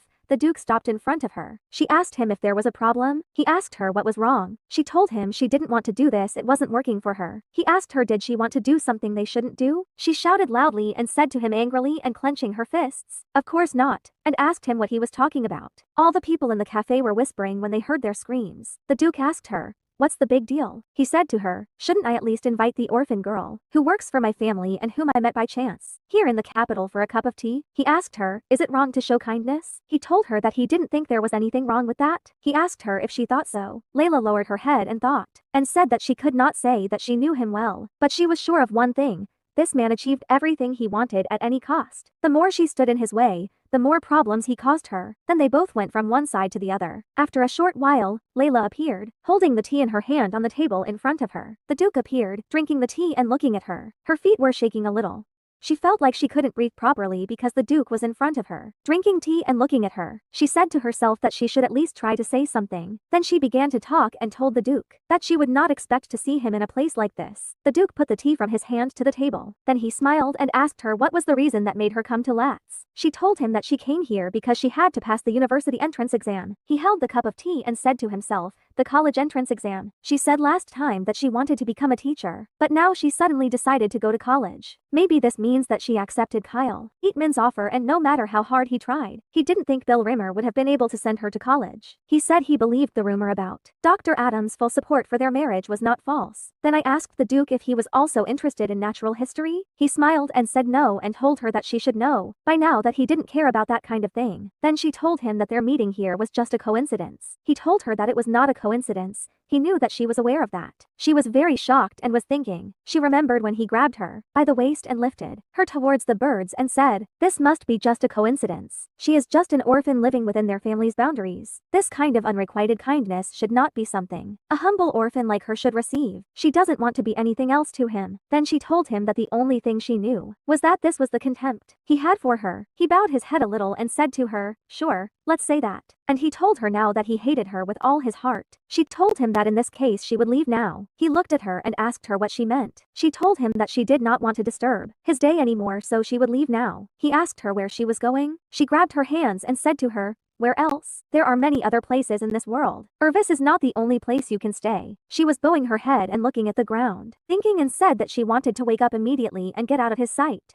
But now she will not act rashly as before. She knows very well what the consequences might be if she did that, because he is the one who taught her these are the lessons. And I remembered when the hat fell into the lake and I went to it and the Duke helped her, and then he took advantage of her. Then she grabbed the cup of tea with all her strength and drank the tea very quickly, which was unexpected from her. Then she put the cup of tea on the table and finished drinking it all. She opened her bag and was looking for the money. Then she took out the money and put it on the table. The Duke asked her, what is this? She told him that this was the price of the tea she had drunk. He asked her if he looked like someone who needed her to pay for a cup of tea. She told him that she did not even want to receive a single cup of tea from him. And Layla bowed her head and grabbed her hand. She was trembling with fear and said to herself that she knew what she had done was reckless. But still, you want to make this clear. At least this place does not belong to Duke Herhart. Then the Duke told her to raise her head, but she still had her head bowed and told him that she refused to raise her head. He told her again to raise her head. She still had her head down and was telling him not to order her to do anything. Then she raised her head and told him that she was not his maid, and she was very upset. He lowered his head and said to himself, my maid. Then Layla said to him, even though she lives in Arvis, this does not mean that she is his maid. The Duke asked her what exactly was inside. She grabbed her hand and was very nervous. She remembered when she was standing in front of the Duke and he told her to cry or beg him, and he told her that she was nothing. Then she told him that she was nothing, just as she had always been and always would be. The Duke was silent and did not answer her. Then he stood in front of her and she looked at him with great fear. Then he approached her a little and took the money and remembered when he was holding the beautiful flowers in the garden, and when he grabbed the rose with all his strength. Then he took all the money and held it in his hand. He remembered when he held the rose branch full of thorns and his hand bled a little. Then after that, he opened his hand and the tree branch fell out of it. And also at the same moment in reality, when he opened his hand, the money fell out of it. The money fell into Layla's lap. He told Layla to take the money. He also put more money in her lap. She was looking at him very sad because he was making fun of her a lot and the money was in her lap. Then she asked him, what is this on the ground? The money was also on the ground. He told her that as she said she was not his maid, and yet he took her time, so he should compensate her accordingly. He told her that she takes the money that Golden gives her without complaint, so she should be grateful to him and accept it politely. If she doesn't like it, she should think of it as charity for a poor orphan. She was bowing her head, sad and very upset with him. He told her that she had accepted marriage to a man who pitied her. She raised her head, shocked by his words and very sad about him, and her eyes were tearing up. Then he told her that stopping to think about a few coins was absolutely ridiculous. The money was in her lap, her coins and the Duke's gold coins. Then the Duke said to himself that she was not smiling in front of him. Then he went from her side and said, and at the same time she could not hold back her tears. Then he looked at her and said, if the only thing he could give her was tears, then he would give her tears. If it was wounds, then he would give her wounds. At least this way she wouldn't be able to see him as an object. The night he heard the news of her engagement to the doctor's son after he decided to return to Arvis, he wished for that very much. He wished that she would get married as soon as possible and disappear from his world. Then he put the hat on his head and turned around to go. He said that she was consumed by an unknown motive, and he finds himself yearning even at this moment, clinging to one woman. If she was going to leave anyway, then he hoped the tears and wounds he left behind would stay with her forever. After a short while in a completely different place, Layla went there and there was a fountain in front of her and there was a sun in it, and in his hand was something open so that money could be thrown at her. They had to put the coin directly into the fountain for their wishes to come true. Then Layla took the money that the Duke gave her to throw into the fountain, and said that the money that the Duke threw away she would use so that it would not be lost even if it had to. Then she threw the money away, but she managed to sneak into the fountain. She was very excited because she got in there, and wanted to make a wish so that it would come true. Then she threw the money again, and hoped that Uncle Bill would stay healthy for life. That was her wish. She also threw the money again and wished that Kyle would go to medical school. Then she wished that he would help her become a good person. She was excited and happy and felt happy when she saw that it worked out. Then she took the money back to her hand and raised her hand to throw it, and she was very excited and angry. And she said that from now on this will not happen again. And when she wanted to throw this money,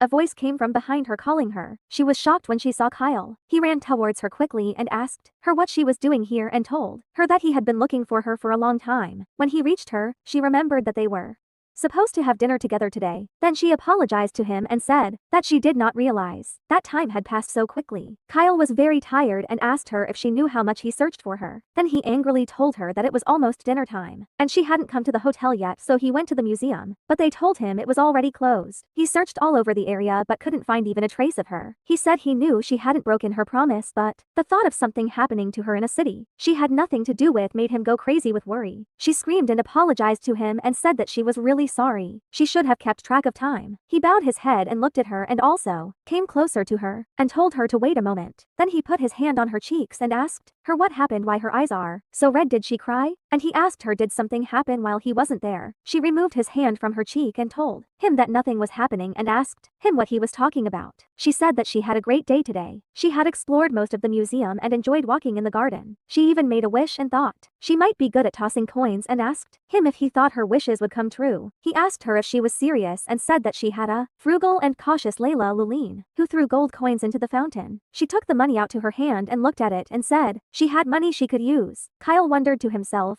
is there a special kind of money that has no value? Then she threw the money and said that she wanted to fulfill one last very important wish, and then they could go to dinner. He looked at her, very shocked by her behavior, but the money did not reach the fountain, it fell to the ground. There was a lot of money on the ground that had not been put in by other people. She was very sad because she did not put the money in the fountain. He asked her what wish could have made her look so depressed because she did not put the money in and wish for it. She told him it was nothing. He wanted to take the money out of his jacket and told her to tell him what the wish was and he would wish it for her instead. I grabbed his hand and asked him, is he going to waste money? He doesn't do that. Why is he wasting money?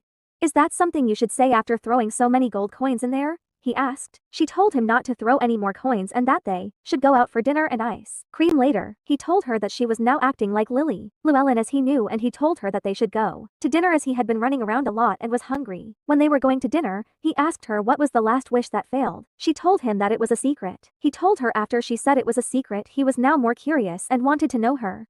After a while after dinner, Kyle gives Layla her favorite vanilla ice cream. Layla takes the ice cream from him and thanks him and says she will enjoy it. Layla looked at Kyle as she ate her ice cream and asked him if he was sure it was okay to go out like this. He smiled and told her that good exams were just proof of what you already know. He told her that studying the night before wouldn't change anything. She remembered that she had studied the night before for the exams. Then she told Kyle that he seemed very confident in himself. He smiled and said to her, of course, Miss Llewellyn, shouldn't your future husband be at least trustworthy? Then he calmed down a little and looked at Layla and said to himself why he doesn't react. Layla was looking at him. He asked her, why are you looking at him like that? Is there ice cream on his face? Layla told him that she had been wondering for some time if he could imagine that they would become husband and wife. He told her of course he could see that perfectly. She said to him, really surprised, she can't do that. They had been childhood friends and now suddenly they were getting married. It felt a bit strange. He asked her why. Wouldn't this be better than marrying a stranger through a calculated relationship? She was eating ice cream and told him that she really meant she couldn't imagine them reproducing and having a child and raising it together. Kyle was shocked when she said this and was very surprised. She said to him, "No matter how you think about it, it seems strange." He was very shocked and looked at her very angry and asked her, "You said reproduction of what?" She looked at him with a slight smile and said to him that it means reproduction. Kyle got very angry with her and grabbed the ice cream in his hand and asked her how she could say that so casually. I asked him what he would be ashamed of. All living beings do this to preserve their species. She told him that even birds do it and even flowers do it and it's a natural part of being a couple. Kyle was very embarrassed. Then she said to him, if they did that, it would seem strange. But that's the kind of thing that couples do. Kyle was so embarrassed his face turned red. And he said to himself, remember this. If his mind is ever troubled, just think of this shovel. Think of Uncle Bill's shovel. This is Uncle Bill's shovel. He was very angry and sweating and had the ice cream in his hand, gripping it tightly. Kyle was very afraid of Uncle Bill.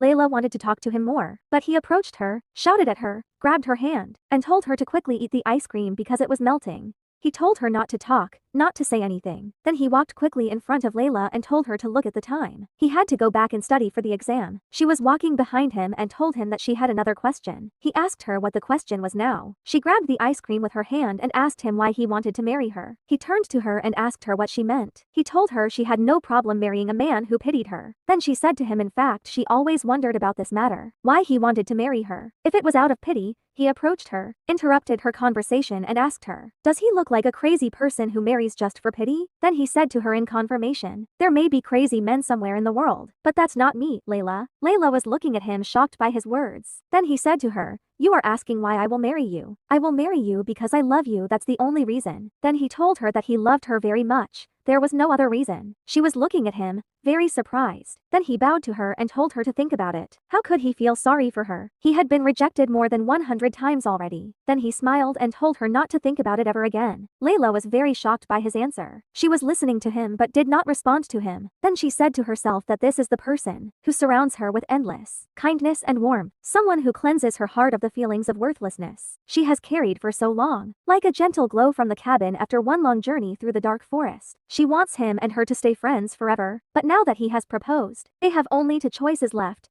Either get married or become strangers. If she doesn't want to lose him, she only has one choice left. Then she called Kyle and thanked him. He looked at her in shock. Why did she thank him? Then he bowed his head and said to himself that thanking him was a strange response to confessing love. Then he told her that he almost forgot the daily routine. The word he repeated every day and it became his daily routine was to ask her to get married. Then he said to himself that the sequence of this confession had already been determined, suggesting that although he knew that it would be rejected, he said to himself that he would be rejected immediately. He also said that this was just a long-winded nonsense.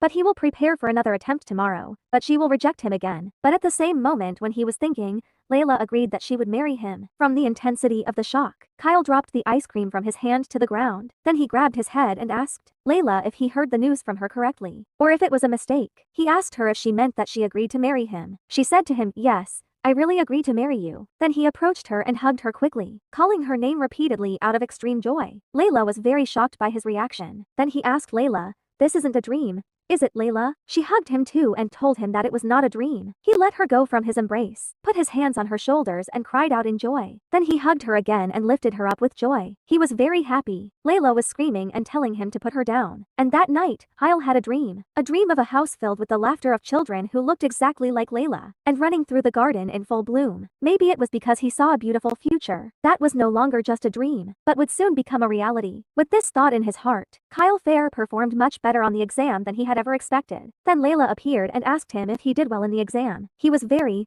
happy when he saw Layla and wanted to shout Layla's name out loud. Before returning to Arvis, the two took a slow walk around the campus, where they would soon be walking together as husband and wife. It hadn't been long since the prestigious university had allowed female students to enroll, and even then only a select few were allowed in. So Layla was worried. But at least Kyle was sure. Kyle was telling Layla that he would guarantee her that she would succeed no matter what. He said to her, if they didn't choose Layla Llewellyn, who else would they choose? Kyle thought there would be no more changes in their future. He told Layla that he had been observing and analyzing her for 8 years before he reached this very reliable conclusion and told her to trust him and not to worry about it.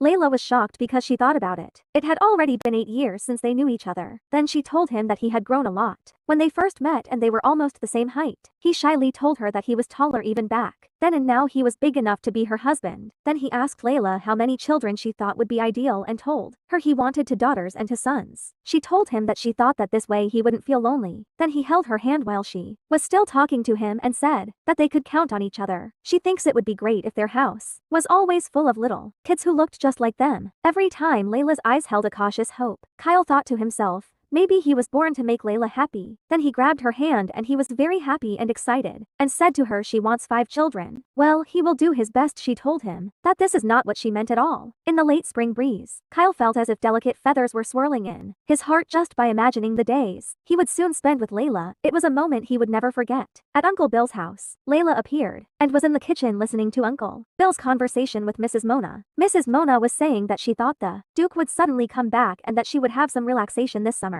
She bet Arvis would be full of guests again. The uncle asked her and said wasn't he supposed to serve in the army until next year, and he said he thought that was the reason he postponed his wedding. She told him that Lady Norma had wished for this, and that as she was getting older, she must have wanted her grandson by her side. He told her that the Duke was incredibly loyal to Lady Norma after all. This means that the Duke will remain in Arvis forever. Layla was listening to their conversation and wondering to herself, will the Duke really return to Arvis? She remembered when she threw the coin into the fountain and wished she would never see the Duke again. But the coin bounced off the target. She wondered if it was because the coin bounced off the target at that time. She should have made sure to throw that coin correctly. She was very nervous and said to herself that this doesn't have to be a bad thing. Maybe the Duke will come to Arvis, but soon she will be living with Kyle and Latz. This works really well, and she said if he comes or not she doesn't care. Then the Duke appeared, returning from Latz to Arvis, and was carrying his bags to the car. Then the driver told him from behind that he had finished preparing to leave for Arvis. The Duke was ready to leave for Arvis and was wondering what would happen when he returned to Arvis and Kyle married Layla. At Uncle Bill's house, someone came and knocked on the door and called Mr. Bill and asked him if he was inside. Uncle Bill opened the door. It was the mailman who was knocking. Uncle Bill was pleased to see him and told him that it had been a long time since they had last seen each other. The postman was happy and told Uncle Bill that a letter had arrived for Layla.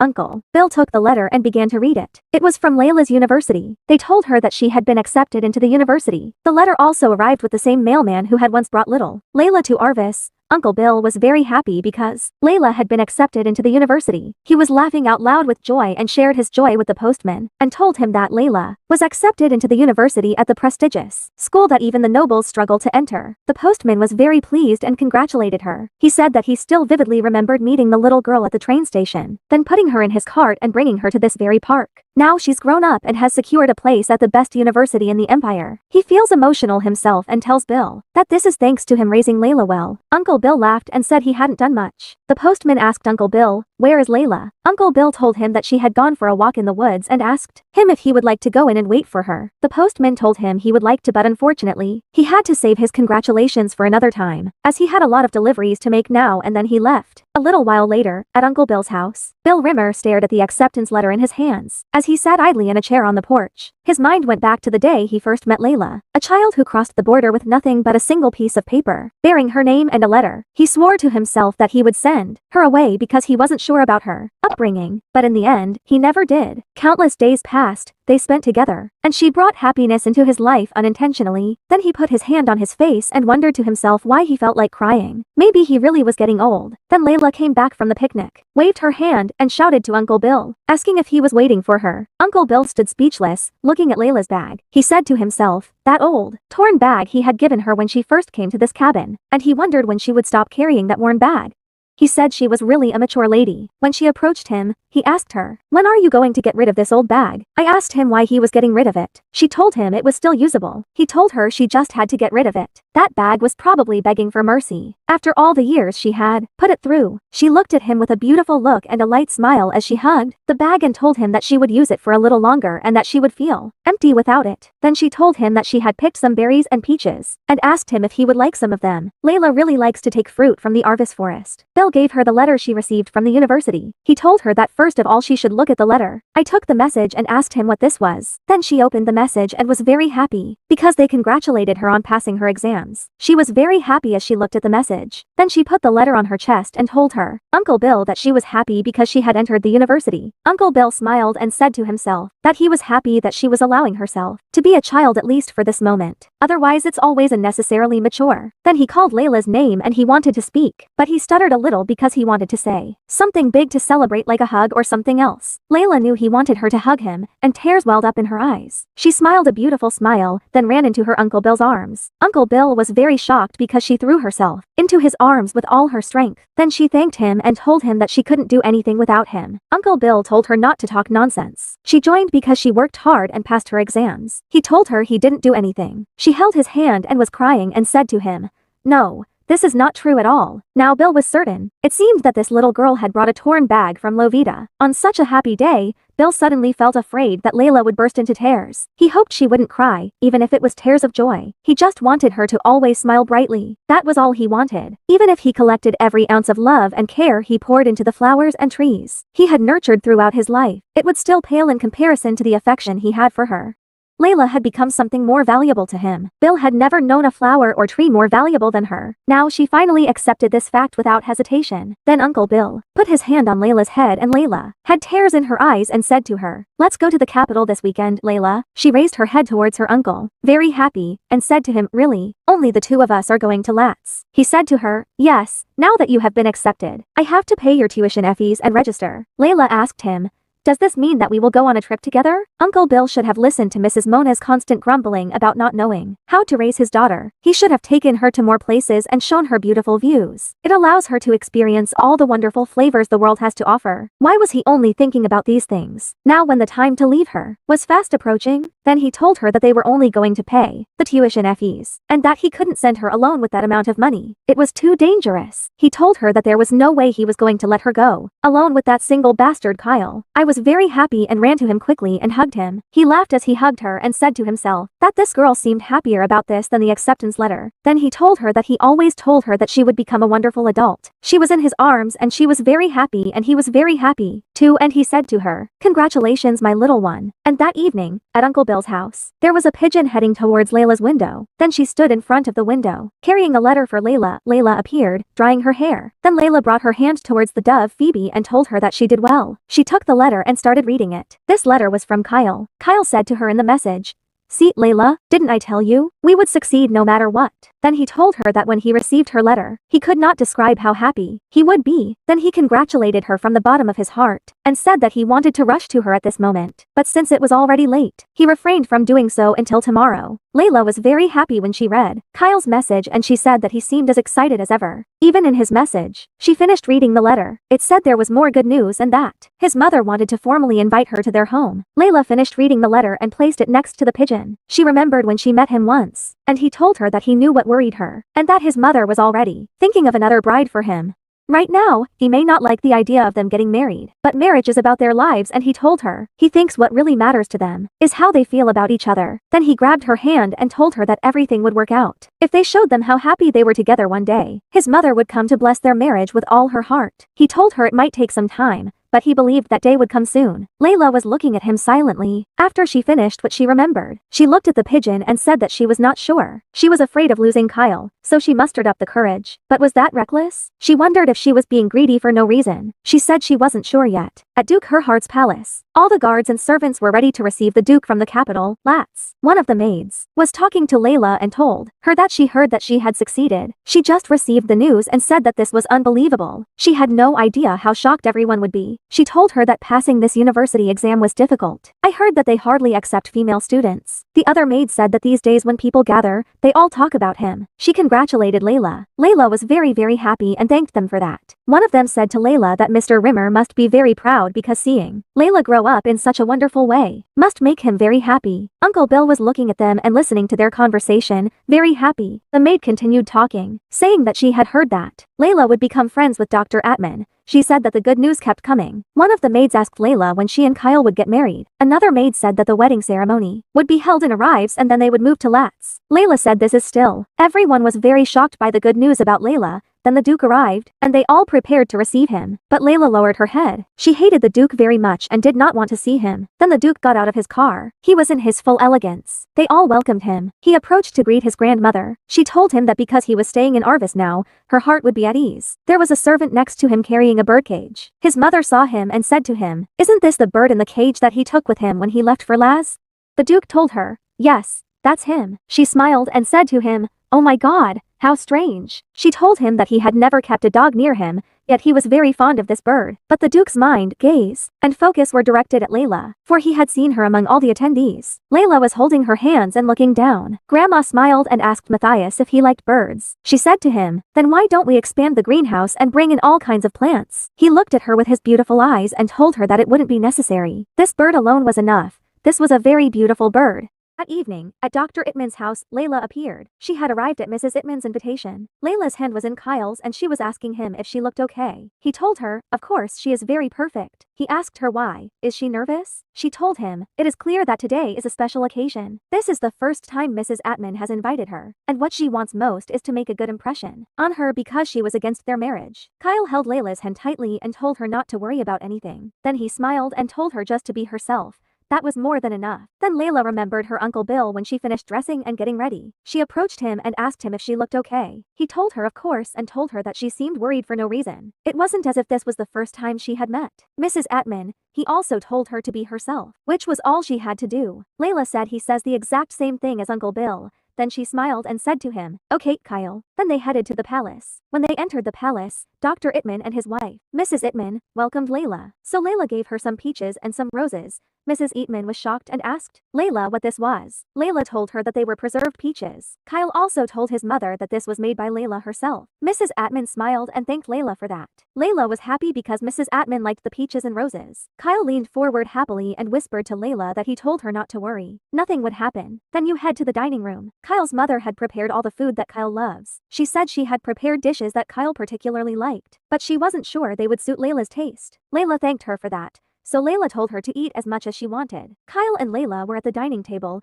very happy and talking to each other. Kyle's mother and father were also very happy. Kyle's father looked at his wife and said to himself, "This day has finally come. My son, I think he will end up with a girl like this." And remember when his wife was screaming and asking him how he could do this to her. How could he allow this marriage just because of their son's stupid talk? And she asked him what he would do now that Kyle was chasing Layla every day. I asked him if he really realized how many people were talking about each other. He told her it's not that he doesn't understand how she feels, but he just wants Kyle to be able to marry the woman he truly loves. And she knows just as well as he does that Layla is a good girl. She told him, very upset, that she truly knew Layla was a good girl. He asked her, "But what's the deal?"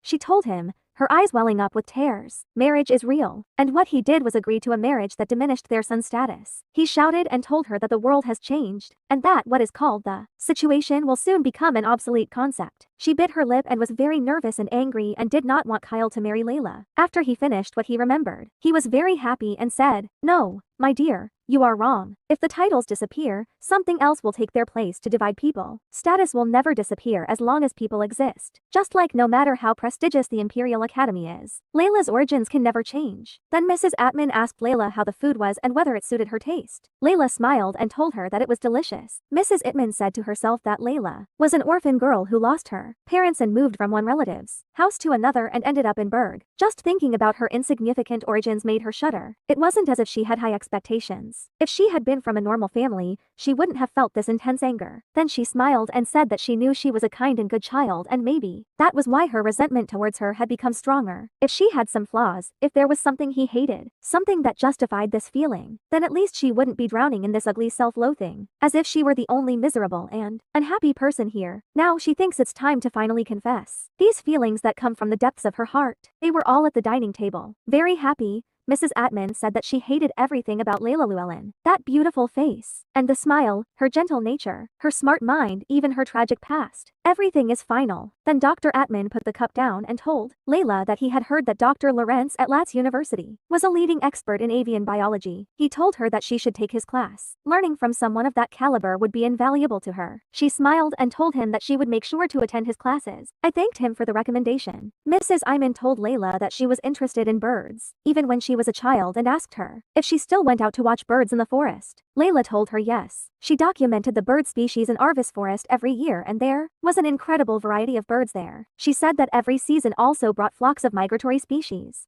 Mrs. Atman smiled and said, "Oh my God, is this true?" Then she said to herself that it bothered her how determined Layla was to go to university, chasing ambitions outside her status, and she wondered how much insatiable greed there was. Could a girl like her take on the role of their family's lover? No, obviously not. There would be no way for the kind and gentle Kyle to find happiness with Layla. That's why she has to put an end to this for the sake of her son and her family, no matter what. A short time later, after finishing dinner, Kyle and Layla went outside and Kyle was very happy while holding Layla's hand and he said that he feels very nice and today is a perfect day. Layla looked at him and said that he drank too much wine and his face was completely red. Kyle's face was really red and he was looking at Layla with a very happy smile on his face. He told her not to worry. He didn't have too much to carry to escort his master home properly. Then he laughed and told her, in addition, he has a magic spell that makes him wake up instantly no matter what happens. Kyle is very afraid of Uncle Bill and his shovel. Then he asks Layla how her day was. She told him she was very happy that Mrs. Atman had welcomed her as he had told her, and said she thought she had not been worried about anything. He laughed while holding her hand and told her that he was actually a little nervous too. I was shocked and asked him,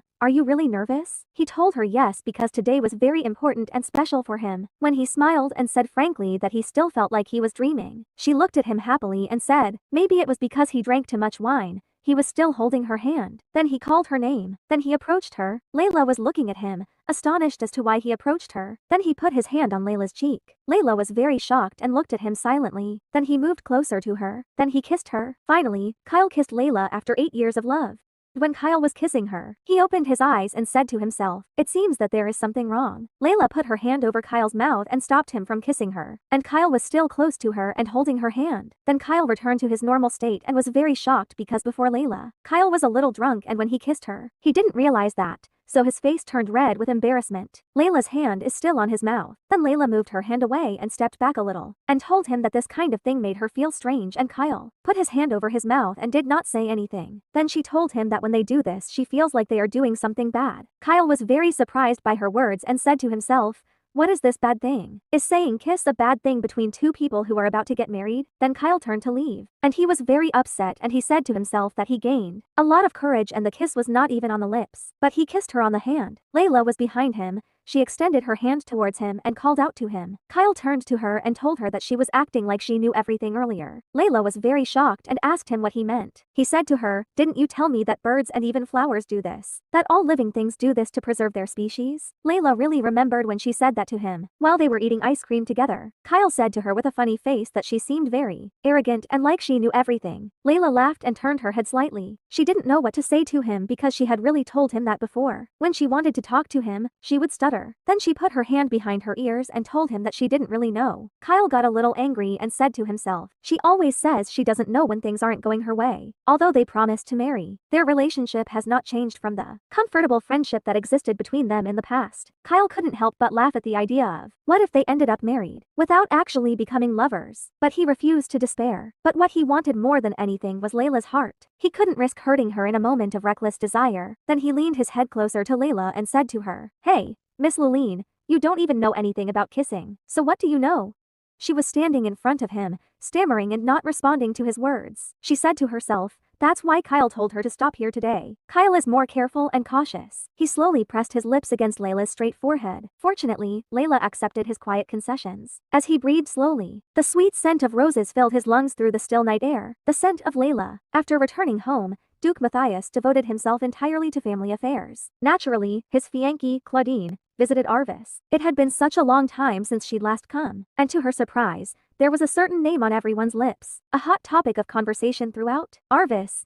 Even the Duchy's greenhouse was no exception, and Claudine appeared and was very shocked and wondered if Layla Llewellyn really entered the university. Grandmother laughed and said, yes, she is a very impressive child, and even Bill Rimmer has decided to take charge of her education. An orphan with no TIs and a girl no less. Duke Matthias's mother said, it seems she was born under a lucky star, met a benefactor, and married into a house far beyond her means. It's truly a once-in-a-lifetime blow. Colden asked her who she was going to marry. Grandma asked her if she knew Dr. Atman's son, right? Kyle Atman. She said that Kyle is proposing marriage to Layla. This has caused a big stir in Arvis already. Now that they have both entered university, it is likely that they will start their new married life in Latisse. Golden said she was just wondering about them. Grandma said that's how things turned out and Layla would marry Kyle. Claudine smiled and said, "Oh my god, what a blessing for that poor girl. She is truly at peace." Grandma told her, "Indeed, since we heard such good news, I thought it would be nice to offer her a cup of tea." Grandmother invited Layla to a cup of tea and congratulated her on her marriage and also on her entry into university. She said she heard that she came to help Bill Rimmer in the garden, so she called her. Layla was coming towards them with one of the servants. When Layla approached them,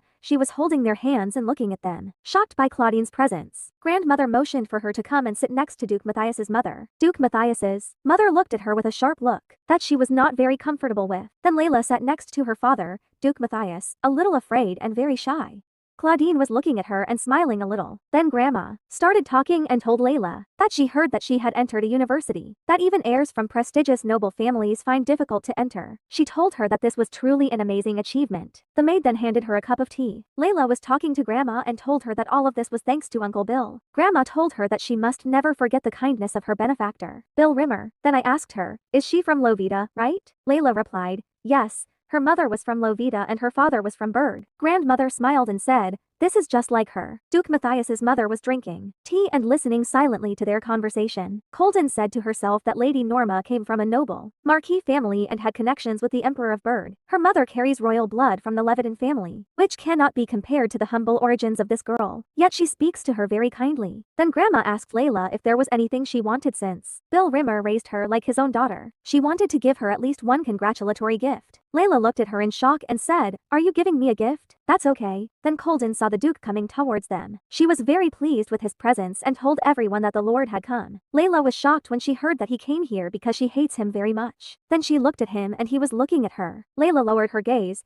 not wanting to see the Duke. Then she stood with her head bowed, not wanting to look at him. But the Duke was only looking at her. Even his fiancé, Colden, was not looking at her. He was only looking at Layla. When he approached his fiancé, Colden, she asked him if he had returned home early today. He told her yes because the meeting ended earlier than expected. Grandma was very happy and told Matthias that this little girl had gone to college and would soon marry Kyle and that it was a reason to celebrate. She told them to all have tea and celebrate her. But Grandma doesn't know that the Duke knows everything about Layla more than anyone.